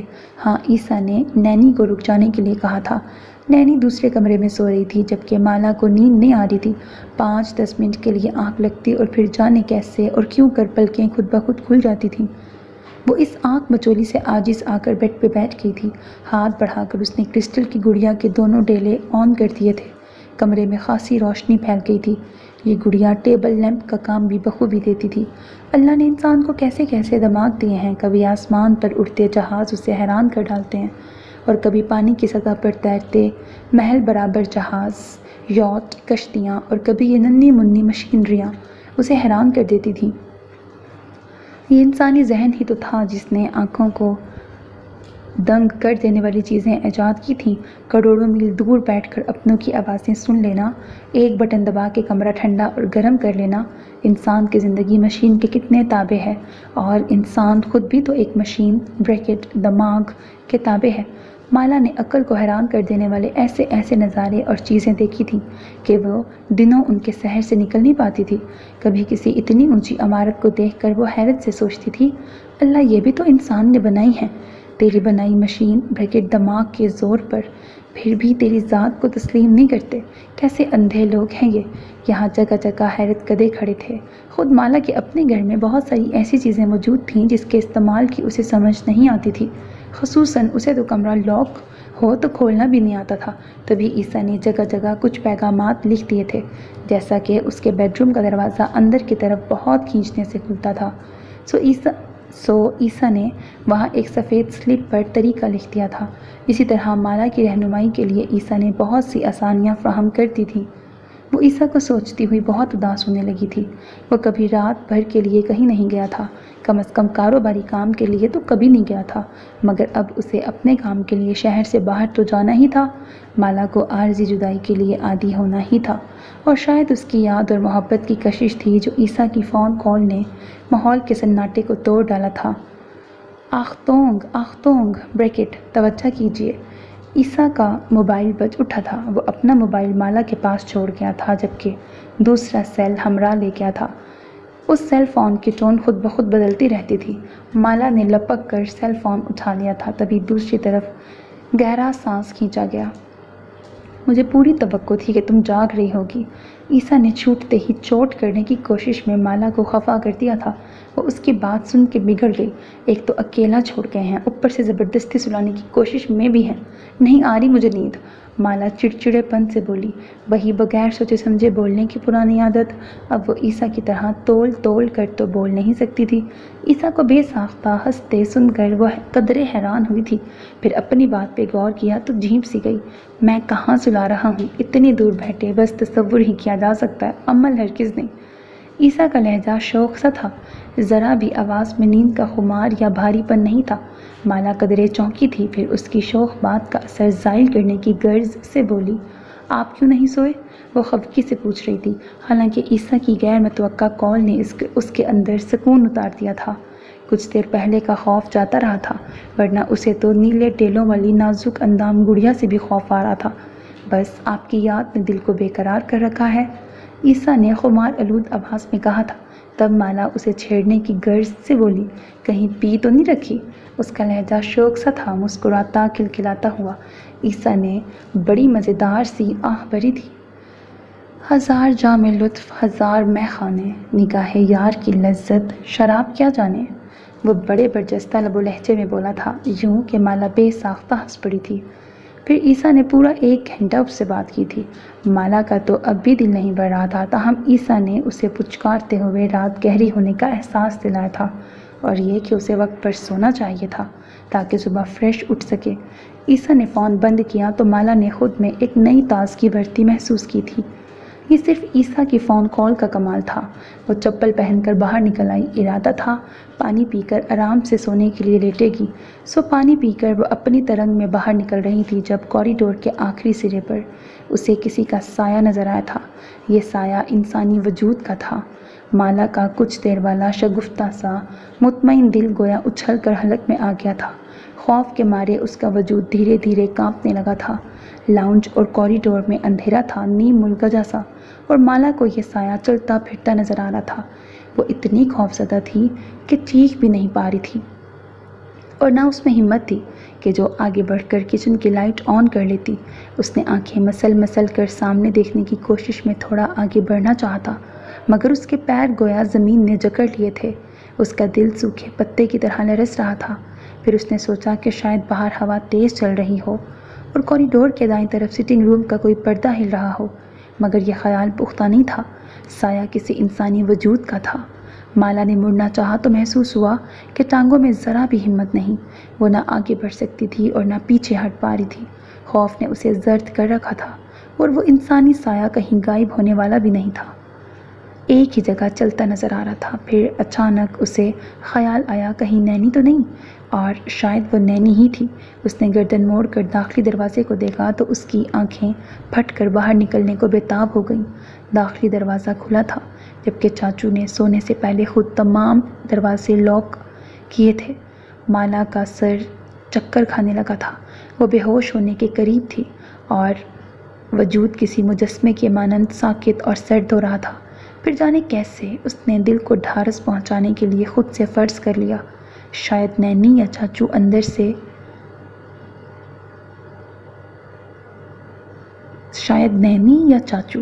اندر سے بھلا کس نے دروازہ کھولنا تھا۔ بس یہی سوچ کر وہ ہمت مجتمع کرتی ہوئی کوریڈور کی طرف بڑھنے لگی تھی، جب ایک عجیب سی کرخت اور بھیانک آواز سن کے سہم گئی۔ زیخت بریکٹ خبردار، زیخت بریکٹ خبردار۔ آواز میں اتنا واضح تحکم تھا کہ مالا کی گویا جان ہی نکل گئی تھی۔ اس نے چیخنا چاہا تھا مگر چیخ نہیں پائی، بولنا چاہا تھا تو بول نہیں پائی، گویا اس کرخت آواز نے اسے اپنی طرف بڑھنے سے روکا تھا۔ مالا کو گویا زمان و مکان بھول گئے تھے۔ وہ آنکھیں بند کر کے سر پٹ دوڑ لگاتے اس پہلے ہی بیڈ روم میں گھس گئی تھی جو نینی کا تھا یا چاچو کا۔ جس طرح دروازہ دھاڑ سے کھول کر وہ چیختے ہوئے اندر آئی تھی، بیڈ پر پڑا نینی کا وجود سہم کر ہڑبڑایا تھا۔ پھر نینی گویا خود بھی چیختی ہوئی بیڈ سے اچھل پڑی تھی۔ مالا کو اپنے کمرے میں حواس باختہ کھڑا دیکھ کر وہ بھی انتہائی خوفزدہ ہو گئی۔ تم یہاں؟ نینی نے نیند سے بھری آواز میں کہا تھا۔ تب مالا نے ہکلاتے ہوئے باہر کی طرف اشارہ کر کے نینی کو بتایا، باہر کوئی ہے۔ وہ بھاگتے ہوئے نینی سے چمٹ گئی تھی، جبکہ نینی کا رنگ بھی خوف سے اڑ گیا۔ اوپر سے مالا کی انتہائی بری حالت اور خوف سے نیلا پڑتا چہرہ دیکھ کر ڈرپوک سی نینی خود بھی تھر تھر کانپنے لگی۔ کون ہے؟ نینی نے لرزتی آواز میں پوچھا۔ کوئی سایہ بولتا ہوا، مالا نے رک رک کر بتایا تھا۔ وہ نینی کا بازو دبوچے کھڑی تھی۔ اگر باہر نینی بھی نہیں تھی تو پھر وہ کرخت آواز کس کی تھی؟ انتہائی کھردرا اور بھاری زنانہ لہجہ تھا۔ نینی نے پوچھا تھا کہ وہ آواز کیسی تھی؟ مالا نے لڑکھڑاتے لہجے میں پوری بات بتا دی۔ پھر لاؤنج کے کھلے دروازے کا سن کر تو نینی کے پیروں تلے سے زمین کھسک گئی تھی۔ دروازہ کس نے کھولا؟ سر نے خود لاک چیک کیے تھے۔ نینی ہکلاتے ہوئے حواس باختہ ہو گئی، پھر مالا کو ساتھ لیے چاچو کے کمرے تک آئی۔ کوریڈور میں اب پوری روشنی پھیلی ہوئی تھی، بلکہ سارا گھر جگمگ کر رہا تھا۔ نینی اور مالا ایک مرتبہ پھر سے بے ساختہ چیخ پڑی۔ لائٹس کس نے آن کی؟ چاچو کو اپنے بیڈ پر گہری نیند میں سوتا دیکھ کر مالا چیخ پڑی تھی۔ یہ اس کی چلاہٹ بڑی خوفزدہ آواز تھی جسے سن کر چاچو بھی اٹھ گئے تھے، اور چاچو کو اٹھتا دیکھ کر مالا ایک ہی جست میں ان تک پہنچ کر اونچی آواز میں رونا شروع ہو گئی تھی۔ چاچو اس افتاد پر گھبرا اٹھے تھے، مگر مالا نے رونا اور چیخنا کم نہیں کیا تھا۔ مالا، میری بیٹی کیا ہوا ہے؟ چاچو کے بار بار پوچھنے پر سہمی کھڑی نینی نے پوری بات انہیں بتا دی تھی۔ تب چاچو بے انتہا پریشانی کے عالم میں فوراً باہر نکل گئے تھے۔ مالا اور نینی بھی ان کے پیچھے بھاگتے ہوئے آئی تھیں، اور مالا کی ایک مرتبہ پھر گویا آنکھیں پھٹ پڑی تھیں۔ پورے لاؤنج میں ہو کا عالم تھا، مکمل اندھیرے میں ڈوبا ہوا۔ کوریڈور میں اب کوئی بھی بولتا ہوا سایہ نہ تھا، حتیٰ کہ لاؤنج کے لاک جب چاچو نے چیک کیے تو مالا گویا دنگ رہ گئی تھی۔ دونوں آٹومیٹک لاک بند تھے۔ چاچو کچھ متحیر سے پلٹے۔ مالا میری جان، یہاں تو کچھ بھی نہیں۔ انہوں نے پھر سے اسے ساتھ لگا کر چوما تھا، تسلی دلاسا دینے کی کوشش کی تھی۔ وہ اسے سمجھا رہے تھے کہ شاید اس نے کوئی بھیانک خواب دیکھا ہے، مگر مالا قطعاً ماننے کو تیار نہیں تھی۔ میں نے اپنی آنکھوں سے دیکھا ہے چاچو، یہاں ابھی کچھ دیر پہلے کوئی تھا۔ وہ بری طرح سسک رہی تھی، اور نینی بھی سر ہلا کے گویا تائید کر رہی تھی۔ لائٹس آن تھیں، نینی نے یقین دلانے والے انداز میں کہا تھا، مگر چاچو نے اسے ڈانٹ دیا۔ تم نے بے پرواہی سے آن کر دی ہوں گی، اب اسے مزید خوفزدہ مت کرو۔ چاچو کے غصے کو محسوس کر کے نینی چپ کر گئی تھی، جبکہ مالا قطعاً اسے کوئی بھیانک خواب نہیں سمجھ رہی تھی۔ اس نے سب کچھ اپنی آنکھوں سے دیکھا تھا۔ کچھ دیر پہلے گھر میں کوئی آیا تھا، کون آیا تھا اور پلک جھپکنے کی دیری میں کیسے چلا گیا، یہ بات کسی کی بھی سمجھ میں نہیں آ سکتی تھی۔ تمہارا وہم ہے بیٹا، چاچو نے پیار سے اسے سمجھایا۔ صدیوں سے یہاں اس گھر میں رہ رہا ہوں، ایسا کبھی نہیں ہوا۔ وہ اسے برابر تسلی دے رہے تھے۔ پھر مالا کو دوبارہ اپنے کمرے میں لے آئے۔ نینی بھی ان کے پیچھے ہی چلی آئی تھی۔ کیا پتہ بھوت پریت میں سے کوئی ہو، اپنی دنیا سے بھٹک کے ہماری دنیا میں آ گیا ہو۔ نینی نے اپنی عقل کے مطابق رائے دی تھی۔ چاچو کو بے انتہا غصہ آ گیا۔ انہوں نے جھڑک کر نینی کو باہر جانے کے لیے کہا تھا۔ یہ قوم چاچو نے بمشکل خود کو غصہ کرنے سے باز رکھا تھا۔ اس چیز کو نہیں مانتے جس کو ماننا چاہیے، وجود لا سے غافل ہیں اور بھوت پریت پہ اندھے اعتقاد۔ نینی کے اٹھ کر چلے جانے کے بعد بھی چاچو غصہ کرتے رہے تھے۔ پھر ہوا یوں کہ نینی ایک مرتبہ پھر ڈرتے ڈرتے واپس آ گئی۔ سر، مجھے باہر جاتے ہوئے ڈر لگتا ہے، اس نے اتنی بے چارگی سے کہا کہ چاچو اور مالا دونوں کو ترس آ گیا۔ یوں نینی اور مالا نے رات چاچو کے کمرے میں جیسے تیسے گزاری تھی، اور صبح ہوتے ہی نینی نے گویا دوڑ لگا دی۔ یہ بواریا میں گزرنے والی راتوں سے بھی خوفناک اور بھیانک رات تھی۔ مالا کو پوری رات نیند نہیں آئی تھی، اور صبح بھاری سر کے ساتھ نماز ادا کرنا بہت مشکل لگ رہا تھا۔ چاچو تو مالا سے بھی پہلے اٹھ کر نماز ادا کر چکے تھے، اور اب اپنی تسبیحات پڑھنے کے بعد معمول کے مطابق دوبارہ سو چکے تھے۔ تاہم مالا اٹھ کر باہر چلی آئی تھی۔ رات کا منظر ایک پل کے لیے بھی مالا کی نظر سے اوجھل نہیں ہوا تھا۔ یہی وجہ تھی کہ کوریڈور کے آخری کونے کو دیکھتے ہوئے اس نے بے ساختہ جھرجھری لی تھی۔ رات کی بھیانک ساعتیں ایک مرتبہ پھر نگاہوں کی پتلیوں میں جم گئی تھیں۔ وہ بمشکل خوف سے پیچھا چھڑا کر باہر آئی تو نینی کو تالاب کے کنگرے پر بیٹھا دیکھ کر کچھ متحیر رہ گئی تھی۔ پھر کچھ سوچ کر وہ دبے قدموں سے چلتی ہوئی تالاب کی طرف آئی۔ اسے لگا نینی سر جھکائے گھٹنوں میں سر دیے بیٹھی ہے، مگر یہ مالا کی خام خیالی تھی۔ قریب آنے پر پتہ چلا تھا نینی گھٹنوں میں منہ چھپائے کسی سے فون پہ بات کرنے میں مصروف تھی، اور عجیب بات یہ تھی کہ اس نے دور سے ہی کسی کے آنے کی آہٹوں کو محسوس کر لیا تھا۔ تبھی فون کو آف کر کے گردن موڑے مالا کو دیکھنے لگی تھی۔ مالا کو اس کے تاثرات کچھ عجیب لگے تھے، گویا اسے مالا کی مداخلت سخت گراں گزری تھی، اور اس کا موڈ بھی کچھ بگڑ گیا تھا۔ تاہم وہ منہ سے تاگ ہیلو تک بھی نہیں بولی تھی، جو اس کے معمول کا ایک حصہ تھا۔ مالا کو وہ کچھ کھوئی کھوئی اور کسی الجھن میں ڈوبی نظر آئی تھی۔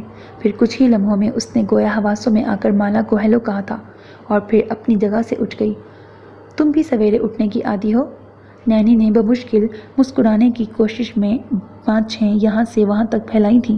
مالا کو اس کا زبردستی مسکرانا بھی برا لگا تھا، بالکل عجیب سا۔ ہاں، اور شاید تم بھی۔ مالا کو جواب میں کچھ تو بولنا ہی تھا۔ سو مالا کا سوال سن کر نینی نے بے ساختہ اسبات میں سر ہلایا۔ کسی سے بات کر رہی تھی؟ اسے خاموش دیکھ کر مالا نے گفتگو مزید آگے بڑھائی تھی۔ تب وہ کچھ گھبرا کر ہاں کہنے کے بعد ادھر ادھر دیکھنے لگی تھی۔ مالا نے کوئی توجہ نہیں دی تھی۔ یقیناً نینی اپنے کسی بوائے فرینڈ سے گپ شپ کر رہی تھی۔ سو مالا کی انٹری نے اسے کچھ بدمزہ سا کر دیا تھا۔ اب مالا کے سوال پر وہ بجائے جواب دینے کے پیروں سے گھاس مسلنے لگی تھی۔ سو مالا نے اس تمہید پر لعنت بھیج کر سیدھے سیدھے رات کا قصہ چھیڑ دیا تھا، جسے سن کر وہ خوف سے پیلی پڑ گئی۔ رات کو بھی نینی کا رد عمل یہی تھا۔ وہ مالا سے بھی زیادہ خوفزدہ تھی، اور یقیناً ڈرپوک بھی بہت تھی۔ نینی، کیا پہلی بھی رات کو اس قسم کے واقعات پیش آ چکے ہیں؟ مالا اپنے وسوسے کو ختم کرنا چاہتی تھی، تبھی براہ راست نینی سے پوچھ رہی تھی، ورنہ چاچو تو رات کو جو کچھ بھی ہوا تھا اسے مالا کا وہم سمجھ رہے تھے، حالانکہ وہ سب مالا کا وہم ہرگز نہیں تھا۔ نینی اس کا سوال سن کے پھر گھبرا گئی تھی، تبھی اس نے بے ساختہ نفی میں سر ہلایا تھا۔ پہلے ایسا کبھی نہیں ہوا، نینی نے خشک ہونٹوں پر زبان پھیر کے کہا تھا۔ صاف لگ رہا تھا کہ وہ جھوٹ بول رہی ہے۔ مالا کو ذرا بھی یقین نہیں آیا تھا، بلکہ نینی کے جھوٹ نے اس کا ایقان بڑھا دیا تھا۔ وہ پورے وثوق سے کہہ سکتی تھی، اس گھر میں ایسے واقعات ہوتے رہتے ہیں۔ جھوٹ مت بولو نینی، مجھے سچ بتاؤ، یقین کرو میں چاچو کو کچھ نہیں بتاؤں گی۔ مالا نے نرمی سے کہا تھا۔ وہ اس کا تذبذب جان چکی تھی، یقیناً اسے چاچو کی ڈانٹ نے خوفزدہ کر رکھا تھا۔ اگر چاچو جان جاتے کہ نینی نے مالا کو کچھ اور بھی بتایا ہے تو پھر اس کی چھٹی کرا دی جاتی۔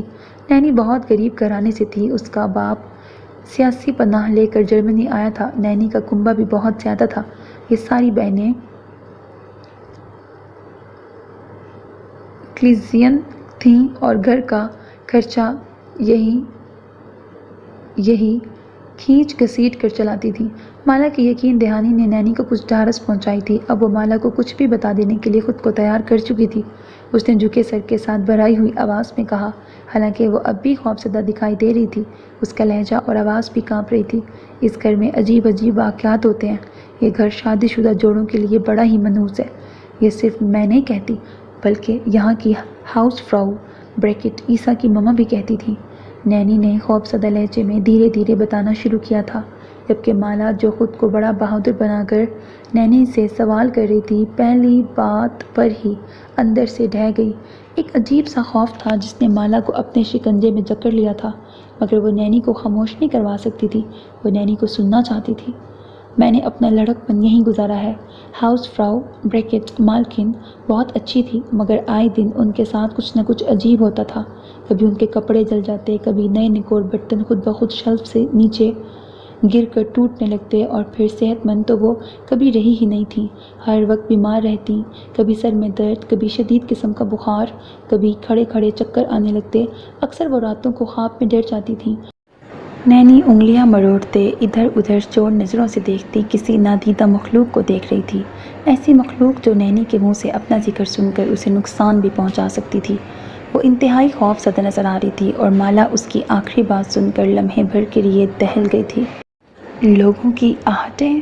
مالا کے ہونٹ کپ کپا گئے تھے، چہرے کی رنگت زرد پڑ گئی، اس کے کان کسی نادیدہ مخلوق کی آہٹوں کو سننے لگے تھے، جیسے عجیب سی شائیں شائیں، جیسے کوئی گھاس پر چل رہا ہو۔ مالا نے بے ساختہ نینی کا ہاتھ پکڑ کے کہا، کیا تمہیں بھی کسی کی آہٹ سنائی دی ہے؟ اس کا وجود سوکھے پتے کی مانند کانپ رہا تھا۔ نینی اس کا سوال سن کر چپ سی کر گئی تھی، پھر مالا کے دوبارہ دہرانے پر بھینچی بھینچی آواز میں بولی، ہاں۔ اس کا سر جھکا ہوا تھا اور وہ شدید گھبراہٹ کا شکار تھی۔ مجھے اکثر لاؤنج میں اور نیچے بیسمنٹ میں کوئی سرگوشیاں کرتا اور بولتا ہوا سنائی دیتا ہے، نینی ہونٹ کاٹتے ہوئے کپ کپاتی آواز میں بتا رہی تھی۔ مالا ایک دم پھر سے دہل گئی۔ رات سے پہلے مجھے کبھی ایسا فیل نہیں ہوا، مالا زیر لب بڑبڑا رہی تھی۔ تب نینی نے اپنی سمجھ کے مطابق جواب دیا تھا، پہلے تم کو اس لیے تنگ نہیں کیا گیا تھا کہ یہاں رہنے والے لوگ مہمانوں کو کچھ نہیں کہتے، اب ان کو سمجھ آ گئی ہے کہ تم مستقل یہاں رہو گی، سو وہ اپنا آپ دکھانے لگے ہیں۔ نینی بہت سنجیدگی کے ساتھ مالا کے حواسوں کو معطل کر رہی تھی، وہ خود بھی بہت پریشان تھی۔ رات کے واقعے نے اسے بھی سخت خوفزدہ کر رکھا تھا، اس کی مجبوری نہ ہوتی تو وہ شاید اس نوکری کو لات مار کے چلی جاتی، مگر مسئلہ یہ تھا کہ کسی اسٹور یا پمپ پر جاب کرنا بہت تکلیف دہ پراذیت کام تھا۔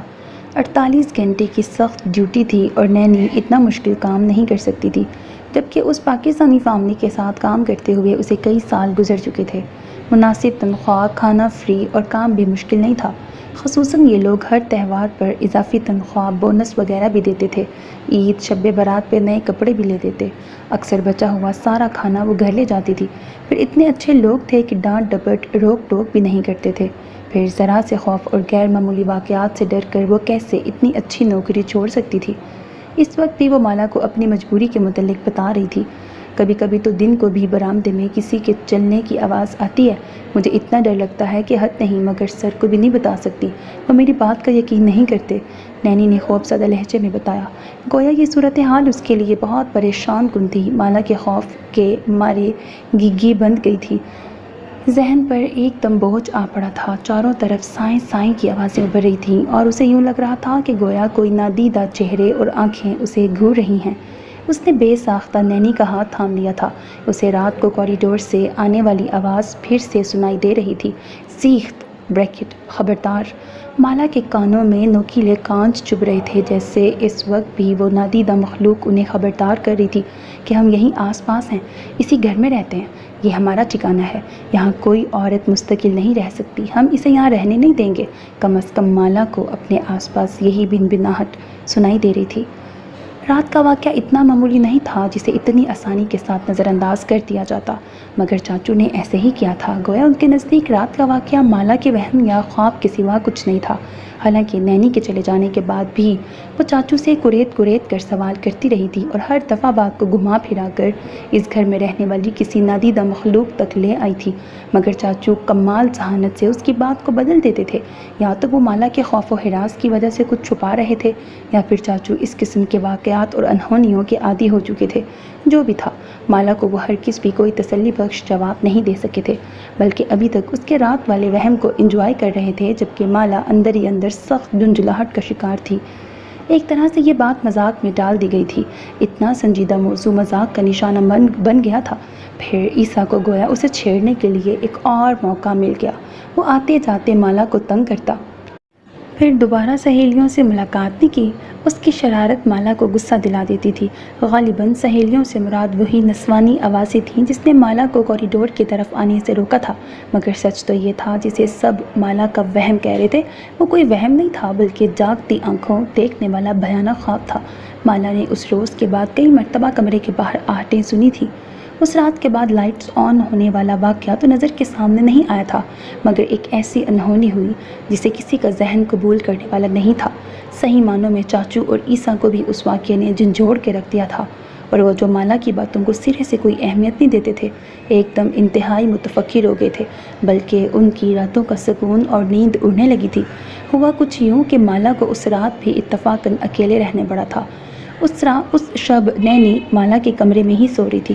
کچھ دیر پہلے عیسیٰ نے کال کر کے سب خیریت ہے، کوئی مسئلہ تو نہیں؟ یار اب بچی رو رہی ہے، میں پڑھ رہی ہوں، ٹھیک ہے، اگنور کرنا۔ اس قسم کی بہت سی باتیں پوچھی تھیں۔ تب تک کوئی مسئلہ نہیں پیش آیا تھا۔ مسئلہ تو فون بند کرنے کے بعد پیش آیا۔ کچھ دیر وہ ریسیور پکڑے بیٹھی رہی، پھر جیسے کسی غیر مرئی قوت نے اسے بستر سے اٹھا دیا۔ وہ غیر ارادی طور پر کمرے میں ٹہلنے لگی تھی۔ جب عیسیٰ گھر میں ہوتا تب اسے کسی بھی قسم کا خوف لاحق نہیں ہوتا تھا، اور نہ ہی ایسے عجیب و غریب واقعات پیش آتے تھے۔ ایسا لگتا تھا عیسیٰ کے منظر سے ہٹتے ہی اس کی زندگی بے ترتیبی کا شکار ہونے لگتی تھی، جیسا کہ اس وقت اتنا عجیب واقعہ پیش آیا تھا۔ مالا کمرے میں ٹہل رہی تھی جب اس نے اپنے روم کی واحد گلاس ونڈو پر پڑے آدھے سفید نائلون کے جالی دار اور آدھے پھول دار سلک کے پردے پر کسی عکس کو سرسراتے دیکھا تھا، جیسے کوئی کھڑکی کے باہر کھڑا تھا۔ رات کے انتہائی پہر یہ خیال کیا کم ڈراؤنا تھا کہ کمرے کی کھڑکی سے باہر کوئی وجود سانس لیتا ہو اور آپ کو دکھائی نہ دیتا ہو۔ مالا کا معمول کے مطابق دھڑکتا دل اچھل کر حلق میں آ گیا تھا۔ ایک غیر ارادی حرکت کے طور پر وہ لمحے کے 1000ویں حصے میں کھڑکی کے دوسری طرف گویا اوٹ میں ہو گئی تھی، یہ سمجھے بغیر کہ جو گھر کی حدود میں داخل ہو جاتا ہے، جو بند لاک کو کھول سکتا ہے، وہ کمرے میں بھی تو آ سکتا ہے۔ وہ کمرے میں بھی تو بلا جھجک داخل ہو سکتا تھا، اور وہ جہاں بھی چھپتی اس نادیدہ مخلوق نے اسے دیکھ ہی لینا تھا، مگر عین فطرت انسانی اس نے گویا خود کو کھڑکی میں سے تاڑتے وجود کی آنکھوں سے محفوظ کر لیا تھا۔ حالانکہ وہ سانس روکے دیوار سے چپکی کھڑی تھی۔ نیچے میٹرس پہ نینی بے خبر سو رہی تھی، مگر اس کے ہونٹ ایک دوسرے کے ساتھ چپکنے سے بھی گریزاں تھے، سو وہ نینی کو جگانے سے بھی قاصر تھی۔ مالا کو لگ رہا تھا گویا یہیں کھڑے کھڑے صدیاں بیت گئی تھیں، اس سے مزید سانس روکنے بھی محال ہو گئی۔ وہ دیوار سے سر چپکائے لمبی لمبی سانسیں لے رہی تھی جب اسے باہر باتوں کی بنبناہٹ سنائی دی۔ کسی مرد اور عورت کی آوازیں تھیں۔ مالا کو لگا جیسے زمین اس کے پیروں تلے سے کھسک جائے گی، جیسے ساتوں آسمان اس کے سر پہ آن گریں گے، جیسے وہ کبھی اپنے وجود کی عمارت کے ساتھ کھڑی نہ ہو پائے گی۔ اس کے کانوں نے آوازیں ہی کچھ اس قسم کی سنی تھی، آسمان جیسے گر پڑا تھا اور زمین جیسے ریت کی مانند سرکنے لگی تھی۔ وہ ان آوازوں کو لاکھوں، ہزاروں، کروڑوں لوگوں کی آوازوں میں سے بھی پلک جھپکنے کی دیر سے پہلے پہچان سکتی تھی۔ مالا نے کان دیوار کے ساتھ چپکا دیے تھے۔ ٹارگٹ تو عجیب کرنا ہی ہے، یہ مرد کی آواز تھی، سنجیدہ، بردبار اور مستحکم سی، لہجے میں یقین بول رہا تھا، ارادے کی پختگی نظر آ رہی تھی۔ کچھ دیر بعد نسوانی آواز بھی سنائی دی، ٹارگٹ مشکل ضرور ہے پر ناممکن نہیں۔ میں چاہتی تو لمحوں میں کھیل کو ایک ہی چال کے ساتھ ختم کر سکتی تھی، مگر ایسی گیم کا مزہ ہی کیا جس میں مقابل کو بے خبری میں مار ڈالا جائے، بے خبری میں ہرا دیا جائے۔ مزہ تو تب ہے کہ مات کرنے سے پہلے تڑپا تڑپا کر ہار کا مزہ لوٹا جائے۔ نسوانی آواز میں حقارت تھی، نفرت تھی، غرور تھا، زہر تھا، جانے اس کی آواز میں نفرت کے کیسے کیسے غلیظ رنگ تھے۔ مالا کا پورا وجود سن ہو گیا تھا، جیسے برف کے تودوں نے اسے سن کر دیا تھا، جیسے اس کا وجود برف کے گڑھے میں گر کر جم گیا ہو، جیسے وہ برف کی کوئی دیوار بن گئی ہو۔ ان آوازوں کی پہچان نے مالا کو برف کا سرد خانہ بنا ڈالا تھا۔ وہ مر جاتی پھر زندہ ہوتی، تب بھی ان دو لوگوں کی آوازوں کو پہچان سکتی تھی۔ وہ عالم جنون میں بھی ان دو لوگوں کی آواز کو پہچان سکتی تھی۔ وہ دو لوگ کوئی اور نہیں بلکہ آفاق اور سوزن تھے۔ مرد اور عورت کی بنبناہٹ اب ختم ہو چکی تھی، جیسے کہانی ایک دفعہ تو ختم ہو چکی ہو، مگر اصل کہانی ختم کہاں ہوئی تھی۔ سو میرے عزیز listeners, this was the end of this episode. مجھے امید ہے ناول آپ کو پسند آ رہا ہوگا۔ اگر میں اپنی بات کروں تو مجھے تو ناول بے حد انٹرسٹنگ لگ رہا ہے، ایک سسپینس ہے، ٹویسٹ اینڈ ٹرنز ہیں، اوور آل ایک اچھا ناول ہے۔ آپ نے اپنے رائے کا اظہار کمنٹ سیکشن میں ضرور کرنا ہے، ویڈیو کو لائک کرنا اور چینل کو سبسکرائب کرنا ہرگز نہ بھولیے گا۔ because that's how you can encourage me, and that's the only kind of support and encouragement which I want from all of you. Allah Hafiz.